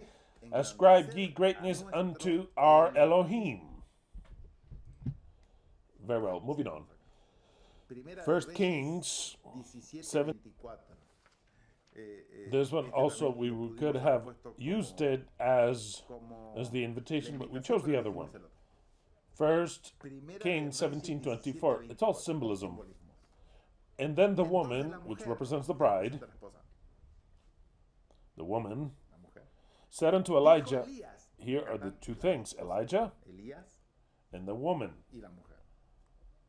Then the woman said unto Elijah, now by this I know that thou art a man of God. And now I notice that you're a man of God, Elijah, and that the word of Yahweh in thy mouth is truth, in thy boca. It's not your river, not in your river, in your mouth, in your boca, Elijah. The word of Elohim is truth in your mouth, your boca. What? How much more clear do you want it to be? What does that have anything to do with Boca Juniors? Maybe nothing, but what a coincidence that Elijah is a fan of Boca Juniors. This is the word of God is in your boca. It's the truth in your boca, in your mouth. We're about to win the seventh one, the seventh day of the week, the seventh day of Sukkot. We beat Brazil. We crushed them. They tried to disappear us. They tried to kill us in Madrid. They told us that we were dead in Madrid. We're going to see who wins against flu, who wins against the cup of wine. 2019, which was designed already from 2018. The woman said unto Elijah, now I know that thou art the man of God. I'm going to start talking stupid shit. And that the word of Yahweh is truth in thy boca, mouth. Psalms 33:6. But the word of Yahweh were the heavens made, in the whole host of them, by the breath of his mouth, his boca. Wow, the breath of his boca. Boca gives a true breath, the breath of his boca, his mouth. The whole host is the word boca, important to Yahweh, of course, very important. Whoever bears that word is extremely important. Psalms 49:3. My mouth, my boca shall speak of wisdom, and the meditation of my heart shall be of understanding. My boca shall speak wisdom. Isaiah 6:5-6. Then I said, woe is me. Woe is me. Look at this one, so good. I mean, woe is me, Isaiah says, is in the vision of Yahweh, when he saw Yahweh. He says, woe is me, for I am undone, because I am a man of unclean lips, and I dwell in the midst of people of unclean lips, for mine eyes have seen the King, the Lord, Yahweh Sebaoth. Then flew one of the seraphims unto me, having a living coal in his hand, which he had taken with the thongs from off the altar, and he laid it upon my boca. What is where you have to purify the purification? It shows it where it comes in the boca. The purification comes from there. And laid it upon my boca, and said, lo, this hath touched thy lips, thy boca, thy mouth, and thine iniquity is taken away, and thy sin purged. What does this show? As many things. That the guilt and everything's taken away through the mouth. How? Due to the confession thereof. The boca, the mouth, it's the most important instrument of creation, of the preaching, of the conversion, of everything. The boca. Aguante la boca. Let's go boca. Isaiah 11:1-4. This is brutal because I taught it with so much detail. The seven spirits of Yahweh upon the churches, seven spirits of Yahweh about the Messiah. It is the kingdom of the Messiah, precisely. And there shall come forth a rod out of the stem of Jesse, and a branch shall grow out of his roots. And the spirit of Yahweh shall rest upon him. The spirit of wisdom, spirit of understanding, spirit of counsel, spirit of might, spirit of knowledge, and of spirit of fear of Yahweh. and shall make him of quick understanding in the fear of Yahweh, and he shall not judge after the sight of his eyes, neither reprove after the hearing of his ears. But with righteousness shall he judge the poor, and reprove not the millionaires. Boca is like poor. The millionaires are the stinking chickens river, the flu. But with righteousness shall he judge the poor, not by the sight of his eyes, neither with the hearing of his ears, but with righteousness judge the poor, and reprove with equity for the meek of the earth. And he shall smite the earth with the rod of his boca. The rod, we have a great rod, us from the boca, the rod of his mouth, the rod of his boca, and with the breath of his lips. It's so important about this, prophetically speaking. The spirit of his lips shall he slay the wicked. So then if you say, I am from the boca, you are powerful, because you is like an Elohim creator, everything with the mouth, and it is the boca, and nothing more than the boca. Isaiah 34:16. Seek ye out of the book of Yahweh. I already told you about this. He has a book where everything's written. And read, no one of these shall fail. No one can fail. None shall want her mate. For my mouth, his mouth, which is most important. What a beautiful word. It has to sound even better every time. You have to love it. You have to love, chickens, boca. It sounds good. Yes, boca. Yes, now it starts to feel what the power is, the boca. Why? Because his boca, the mouth of Yahweh, hath commanded, and his spirit hath gathered him. Exactly. It is with the mouth, not with the river, not with the flu, with the boca, boca. Remember those words, boca, aguante boca. He's talking about this boca, this mouth made you understand things. Aguante boca, let's go boca. Okay, let's stop there. Isaiah 43:5. Isaiah 43:5 reads as follows. The voice of him that crieth in the wilderness, prepare ye the way of Yahweh. Make straight in the desert a highway for our Elohim. Every valley shall be exalted, and every mountain and hill shall be made low, and the crooked shall be made straight, and the rough places plain, and the glory of Yahweh shall be revealed, and all flesh, how much? All flesh shall see it together. They all see the glory of Yahweh, for the mouth, the boca of Yahweh hath spoken it. Oh, magnificent. They will all be saved. They will all come and worship. Why? Because the mouth, boca. The boca is coming, the mouth of Yahweh, the boca of Yahweh, for the mouth of Yahweh, the boca of Yahweh, the mouth of Yahweh hath spoken, and magnificent. Absolutely magnificent. Isaiah 45:20. Now this here is rather impressive. Isaiah 45:20-25 says, Assemble yourselves and come, draw near together, ye that are escaped of the nations. They have no knowledge that set up the wood of their graven image, and pray unto a God that cannot save. Tell ye, those who worship river, those who worship flamenco, palmeiras, fluminense, or whatever other dog shit club, they have no power. The power is in the boca. It says, okay, moving on. Those who pray unto God does not save, tell ye and bring them near. Yeah, let them take counsel together. Who hath declared this from ancient time? Who said these things from ancient time? And have said it since then, but not I, Yahweh. Who told you everything? I, Yahweh. And there's no God else beside me. It's only one alone. Understand it. I just got an Elohim just and Savior. There's none beside me. Look unto me, he says, and be ye saved. How many? All the ends of the earth. All the ends of the earth. Look unto me and be saved. All the ends of the earth. Even those from River Plate. Those from River, even that, but we're going to make the conversion. Convert them. Yes, convert them. It says, come unto me. Yes. The Jews also, don't worry about it. He says, so then come unto me, all the ends of the earth. For I am Yahweh, I am God and none else.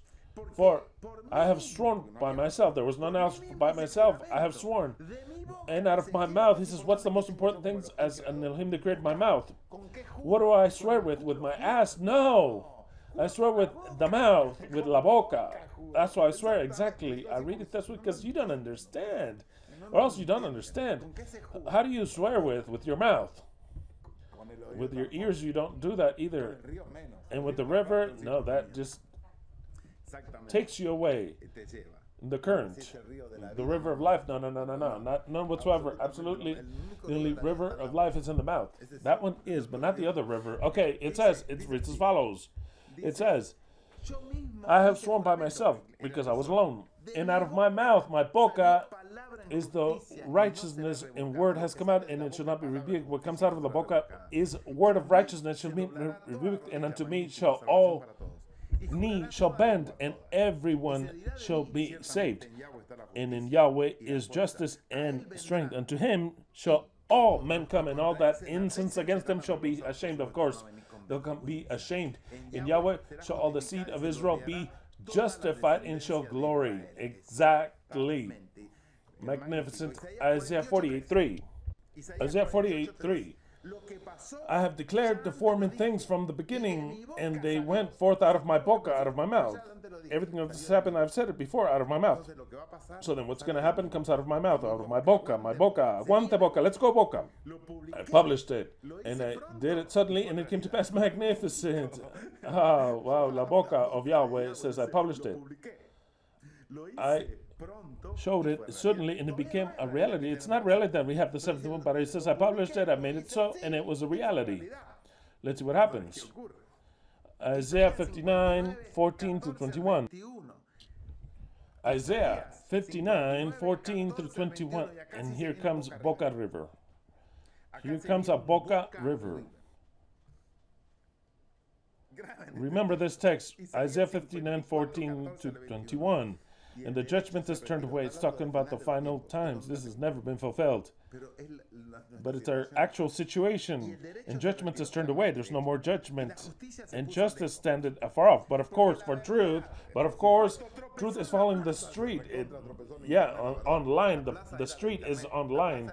There's the internet where you would go and find out about justice. Where do you find out about the news? Online, in TV. The truth is falling in the street there. It fell there online. Of course, they even took our channels, these sons of bitches, from River or from Babylon. Same thing. It says, make me upset against spoken. That's what happens. Don't ever wake up a lion, mind you. For the truth fell in the street, online, internet, TV. Iniquity cannot enter, no more equity. Yeah, the truth faileth. Yeah, Yahweh made it fail. And he that departed from evil maketh himself a prey. Clearly, you draw away from evil. I don't want that will put you in, shut you in at home or a real prison. Who knows? But of course, but they tried that. He that draweth away from evil. What else do you want? I don't want any fucking evil. Not in the temple. No evil. Nothing. I don't want anything. Stay at home. Shut in prison. And Yahweh saw it. And it displeased him. Oh, yeah. Everything is produced by Yahweh. For there was no judgment. And he saw that there was no man. That is true. There was no man. And wondered that there was no intercessor. Therefore, there was no one there. Therefore, his arm brought him salvation to him, and his own righteousness sustained him. Okay, what he's saying that it's difficult to understand. It's encrypted, I'll tell you. He's talking about the creation of the Messiah. What he's going to say about now is about the Messiah. It's not Yahweh. Yahweh says there's no one. So then here, I'm going to form the Messiah. I've explained this to you because I'm not going to waste so much time explaining it. I've explained this already. So then he says, he was surprised that there was no one. There was no one. There was no religion, no preacher. There was nothing. So then he said, I'm going to make a Messiah. But of course, it was the time to make it. He says, for he put unrighteousness as a breastplate and the helmet of salvation on his head. That is what he did in the Messiah. And he put on the garments of vengeance for clothing. It's for the Messiah. He was clad with zeal as a cloak. According to their deeds, accordingly he will repay fury to his adversaries, recompense to his enemies. To the islands he will repay recompense. So he shall fear the name of the Lord from the west, and his glory from the rising of the sun. If you don't understand, his glory. When the enemy shall come, here comes Boca River. Who will come? When the enemy shall come in like a river. It doesn't say that. Yeah, it does say that. The enemy shall come as a river, as the flu. It does say that. A flu, river, same thing. And the enemy shall come in like a river plate, like the fluminense. Yet the Spirit of Yahweh, the Spirit of Yahweh is the Messiah. Now, let me clarify this. I'm explaining that. I'm going to take too much time to explain everything. The Spirit of Yahweh shall lift up a standard against them, against a whole tribune against them. The flag, the fans. We go to Brazil. I can't because I'll be in Sukkot celebrating. I'll raise a flag from here. Who's not going to raise against a flag against the flu? You don't belong to the eternal truth. I'm going to repeat. Who does not raise a flag against the flu river? Against the flu river is not of the eternal truth. It says, may the Spirit of Yahweh raise a standard against river. Against him. Who's that? The enemy comes as the river. That is more than clear. The enemy comes as the river, and the Spirit of Yahweh, in this case is the one speaking, shall lift up a standard. Notice I'm lifting it better, lift it and understand it. And the Redeemer shall come. That Redeemer is the Messiah. And the Redeemer shall come to Zion. And unto them that turn from transgression in Jacob, saith Yahweh, as for me, this is my covenant with them, saith Yahweh, my Spirit that is upon thee, and my words which I have put in thy mouth, not in the river. It's the enemy in your mouth, your boca. Look how many times he's going to say it. He said river once, and he's going to boca, boca, boca. 4 times. 4 to 1. It says, I read it again, now shut up. And as for me, this is my covenant with them, saith Yahweh. With the Messiah, mind you. Covenant with the Messiah. My Spirit that is upon thee, and my words which I have put in thy mouth, thy boca, shall not depart out of thy mouth, nor out of the mouth of thy seed, nor out of the mouth, the boca of the seed, saith Yahweh, from henceforth and forever. 4 is the enemy going to eat. 4. It says, my words shall be in your mouth, your boca. Okay, in my boca is Boca Juniors right now. Prophetically speaking, this is my mouth, but prophetically speaking, and Boca is prophesying that it'll be the 7th one that'll be completed. It is enough to laugh and to say, we'll win by the 7th one. Who the fuck in their mind would laugh? I'll read who laughed, and I hope they took that fucking laugh. We want a statement now saying, yes, the truth, I was wrong. I want the Boca. Let's go Boca. I want Boca to win because I am from Boca. Let's see who writes that statement because we require it. I'll tell you too. And if you're kidding, no, I'm not kidding. I'm not kidding. Just like that, I'm not kidding. You'll stay out. Okay, moving on. It reads as follows. This will be the covenant of my Messiah, saith Yahweh. This my Spirit, the Spirit of me shall be upon thee. My word shall be in your mouth, and the boca shall not depart of thy mouth, nor out of the mouth of thy seed, nor out of the mouth of thy seed, saith Yahweh, from henceforth and forever. It is an eternal covenant of power, eternal power in the boca. The boca represents power. Jeremiah 1:9. Jeremiah 1:9 reads as follows. Then Yahweh put forth his hand and touched my mouth, and he said unto me, behold, I have put my words in thy mouth. Marvelous, marvelous, Jeremiah. And he said, let them, do not convert unto them. I'll read it to you. First he touched the boca, the mouth, and then he says, look, I put my words in thy boca, thy mouth. Jeremiah 15:19. Then saith Yahweh, if thou return, then I will bring thee again, and thou shalt therefore stand before me. And if thou take forth the precious from the vial, I've read it already, but I love it. If you know how to take the shit out and you take the precious out of there. Where? From the Bible. It's full of shit. If you learn to take the good from what's vile from here, if you do that, you shall be as my mouth, my boca. Wow. So then if you learn how to take all these bad things out of here, it's not like the mouth of Yahweh. Of course not. Of course not. That's why not all the preachers, no preacher is of the mouth of Yahweh. None, except for one, the one he chooses, Elijah. He says, if thou shalt take the precious from the vile, thou shalt be as my mouth, my boca. Let them return unto thee. Oh, wait a minute. There are from many clubs here, and many different countries, and many different flags. And they laugh about the boca that you put up, the power in the boca. It says, let them return unto thee.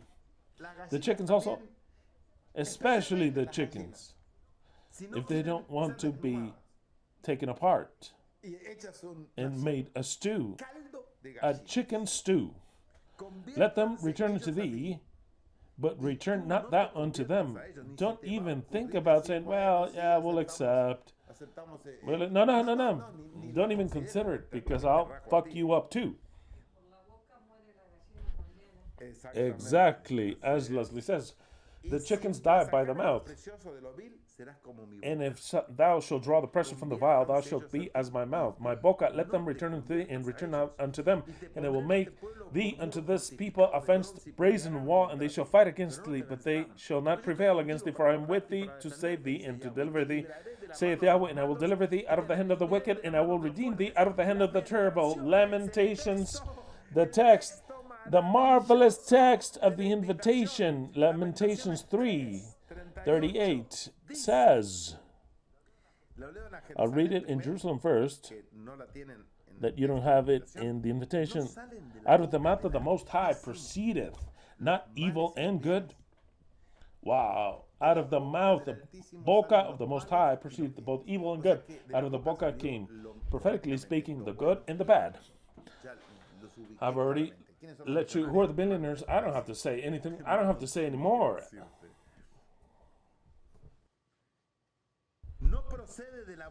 Out of the mouth of Elion proceedeth not evil and good.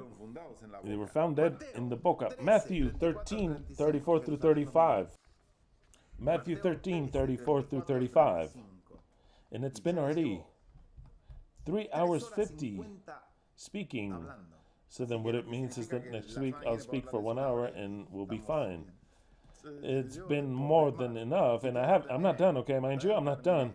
Once I grab a chicken, I destroy it.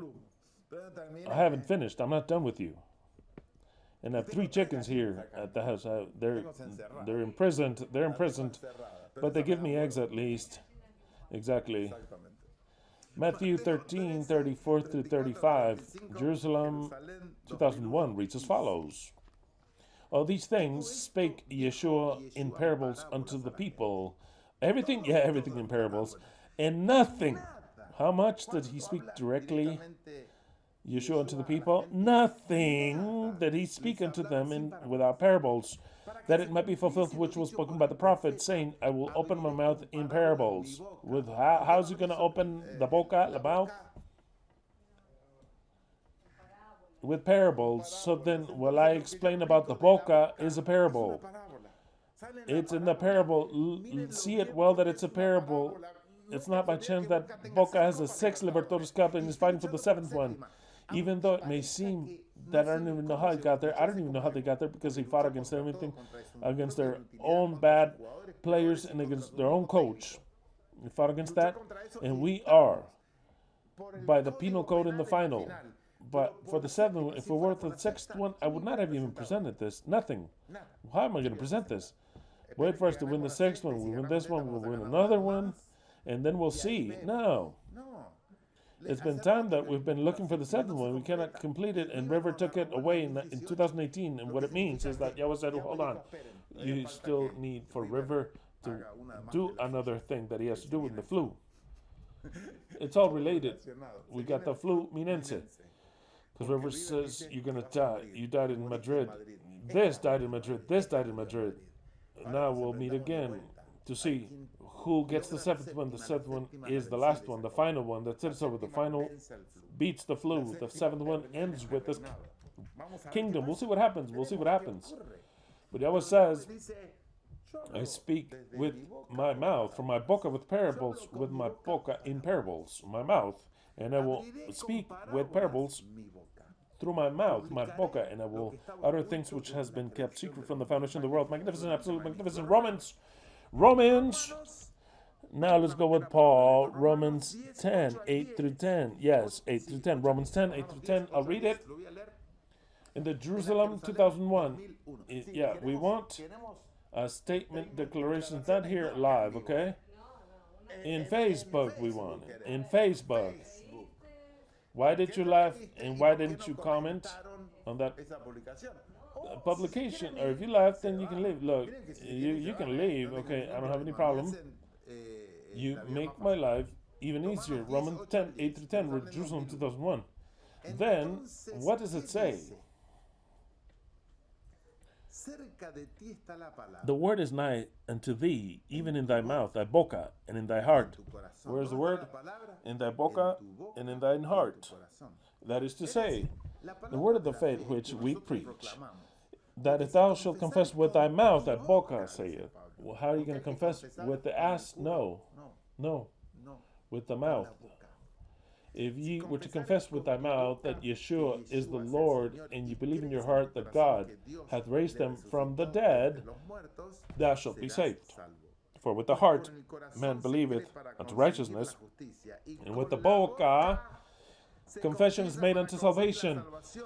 So important, absolutely, what the role of the boca is. Revelation, now we go to Revelation. That's enough with Paul. Now we go to Revelation 1:16, which says something magnificent, and yet in his right hand 7 stars. Wow. 7 cups, 7 stars. How many in his right hand? 7 stars. Out of his mouth went a sharp 2-edged sword, and his countenance was as the sun shineth in his strength. Then out of his mouth cometh power, but at the 7 stars, libertadores of the world, spectacular. Revelation 3:15. I know thy works, that thou art neither cold nor hot. You know it by memory. The message unto the church of Laodicea. I would that thou wert cold or hot. So then, because thou art lukewarm, neither cold nor hot, I will spew thee out of my boca. Exactly. I shall spew thee out of my boca, my mouth, because you're not cold, because you're a chicken, because you are hot, because you're lukewarm, Do people like this subject or not? If you don't like this subject, I want you to write it also in the comments on Facebook to know and identify you, so that you're not there hiding and say, I do not agree. You misapplied the Bible. You did it like you wanted. Boca has nothing to do with the mouth. It has nothing to do. God makes a difference what is that filthy soccer sport, and you have lowered the prophecies to something filthy. Write it to me so that way I know who I'm with, who I am dealing with. I need to know. It'd be good that you speak. Now, also say the contrary. I see things different, magnificent, what you explained today about the eternal life, everything. What other mouth can explain it? None whatsoever. It never existed before. Otherwise, leave and you'll know is that you shall die. Oh, man, I'm so bad. I'm so mean. That's what the Bible says. Obviously. Wow. Notice how I understand, because I know you and I've worked with them a lot. The Mexicans, for example.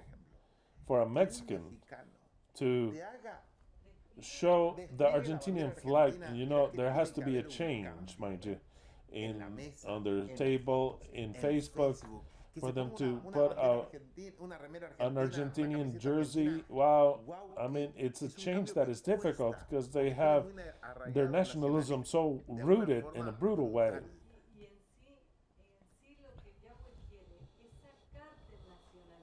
He wants to give you the nationalism of the eternal truth. We are a group, a team, a LVE team.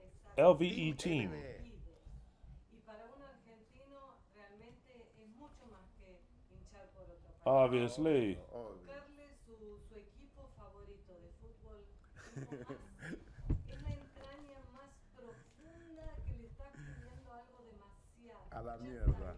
The chickens have to convert or fuck off. Exactly, completely. It's either you're from Boca or you're anti-Boca directly. And then they say either you love Boca or you hate Boca. Exactly. It's all fine, but very polarized. Is there hope even for the chickens today? Let's see. Let's see how far. Exactly. And to change.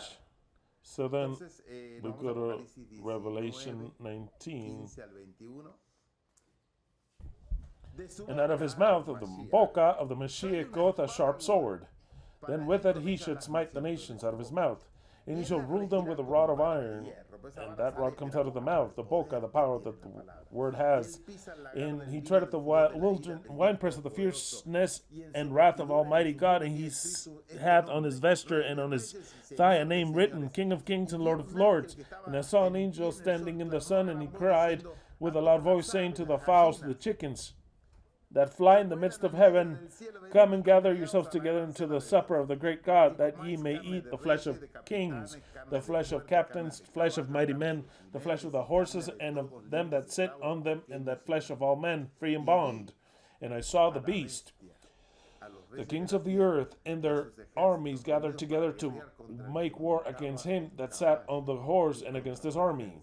And the beast was taken, and with him the false prophet, that wrought miracles before him, which he deceived them that had received the mark of the beast, and them that worshipped this image. These both were cast alive into a lake of fire burning with brimstone. What? Who fights against them? This all symbolism. Who destroys them? Those that are standing. Those that are standing, singing the song of Moses and of the Lamb. These two were cast alive into a lake of burning with brimstone, and the remnant were slain with the sword of him that sat upon the horse. It comes out of the mouth, that proceedeth out of his mouth, his boca. I'm going to say, aguante boca. If out of the boca everything comes, life, power, the resurrection, the armies, everything is the boca. Of the one that sitteth upon the horse, and all the folks were filled with their flesh. And here goes a text that's absolutely mind-blowing. It blows your mind. Because it talks about Boca Palmeiras. What the fuck? Yes, I find everything. I find everything in the Bible, all the prophecies together. And here goes. Says, what does that have anything to do? It's fun. Song of Solomon 7:8. Whatever version, the Torres Amad. Song of Solomon 7:8 saith, I say, I shall get up unto this palmeiro, this palm tree, this palmeiras, this palm tree. I will take hold of the boughs thereof. What the fuck? It's fruits? Yeah, I come to harvest you. I come to harvest the palmeiras. I will go up to the palm tree, and I will take hold of the boughs thereof. Now also thy breast shall be as clusters of the vine, and the smell of thy nose like apples. Magnificent. Boca palmeiras, they grab them, they harvest them, and the perfume of apples of the boca is there. What's that having to do? There's the two teams. One is harvested, and the other smells beautifully. I think I read it. What? Proverbs 27:21. I read. What is it? Fire Read it. tests the purity of silver and gold, but a man is tested by the boca that praises him. Wow, magnificent. Absolutely not. No, I didn't read that one. Me leí. I mean, I read this week all the texts that have anything to do with Boca. I chose some because there are thousands upon thousands. The importance, you say, what does that have anything to do? The name tells you what it has to do. Precisely, not just that. I've already showed you in the picture that it's the Boca of Argentina. Prophetically speaking, is Argentina speaking in a country that's so important that Yahweh said, no, my preacher, I want him to be Argentinian. So then the Boca speaks, and now he says, I want the seventh one, the seventh one, the seventh day of the week, the seventh day of Sukkot. I want them to win, and they have to win, and it has to be completed. It's all prophecy. No one sees it. We see it. We have fun. It gives a motive to live, a reason to live, to move on, to fight. That's why you're listening to me. Or did you want to listen to some boring guy that says, no, we're the people, we have to wait? No. You have to have fun. This has to be fun. It has to be fun. But also you have to get united unto the group. We don't have any traitor chickens here. And I'll read the last one. Psalms 78, Psalms 78, 2. Reads as follows. I will open my mouth, my boca, in parables. They quote Yeshua with this, but I love this text. I will open my mouth in parables. So they're all parables. They're all symbols. You don't know what the fuck they mean because they spoke to us in parables. You think that Boca exists just because of it? No, Yahweh founded it. You think that river exists because of it? No, Yahweh founded it. And he said, they will become our enemies.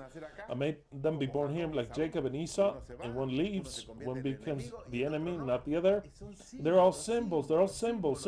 It's all creation. It's all creation. That's why the club in itself has nothing to do with it. No, Boca has anything to do. It's all symbols. It's not in sports. It's all symbols. That's why taking all the passion that you may have, once you see the symbols, you see, could be speaking about popes, about anything else. See it coldly. If your love for those things blinded you, would not be a good judge. Exactly. If Yahweh, the one that's saying, look, the things are this way, keep your love is wrong. I think that the people from River have something different than those from Boca. Because they chose the wrong team. And they have a stupid love for something that they can't even love. I mean, I can't understand it. I could never understand it. I'll shut up. Exactly. As long as they're different so that they can convert. But once they get out from that, they'll convert in what they could be a real magnificent Cenese. A true Boca fan, not a fake one. They were born there and they said, we're not from there. Many things, but I'll shut up. I'm going to read Psalms. Psalm says, I will open my mouth in parables. I will speak dark, hidden things that no one understands from the old time. I'll read to you in the Jerusalem 2001. It says, listen, but I'll read number 1 and 2. And I'll wrap it up with this last text, and I'll shut my mouth. Psalms 78, 1 to 2. 4 hours, 5 minutes speaking, without stopping, without drinking, I mean, not a drop of water, without drinking fluids.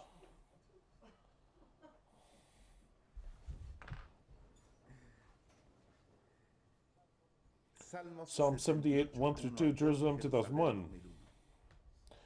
Give ear, all my people, to my law. Hear the eternal truth, my teaching. Incline your ears to the words of my boca, my mouth.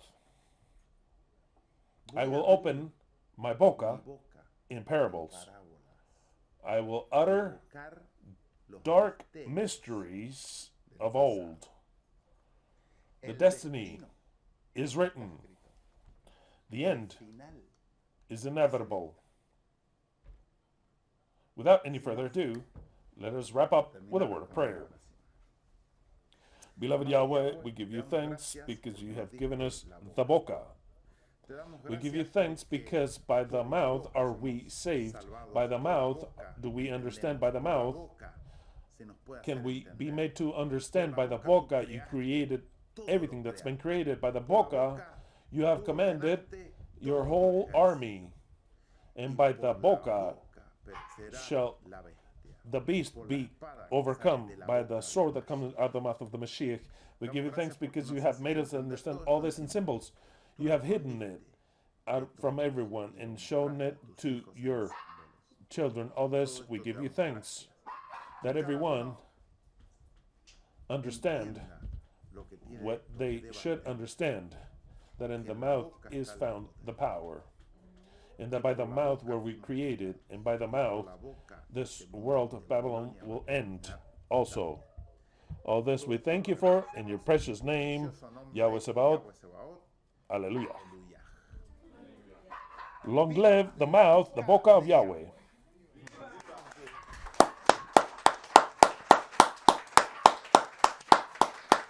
Long live the bride,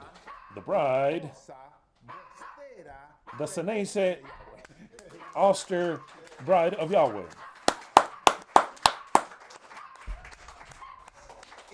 And let's go for the seventh one, damn it. I want the boca. Let's go, boca. Hallelujah to every one of you. Semper Fi. Semper Fi to each, all the Senesis. Semper Fi. Hallelujah. Semper Fi.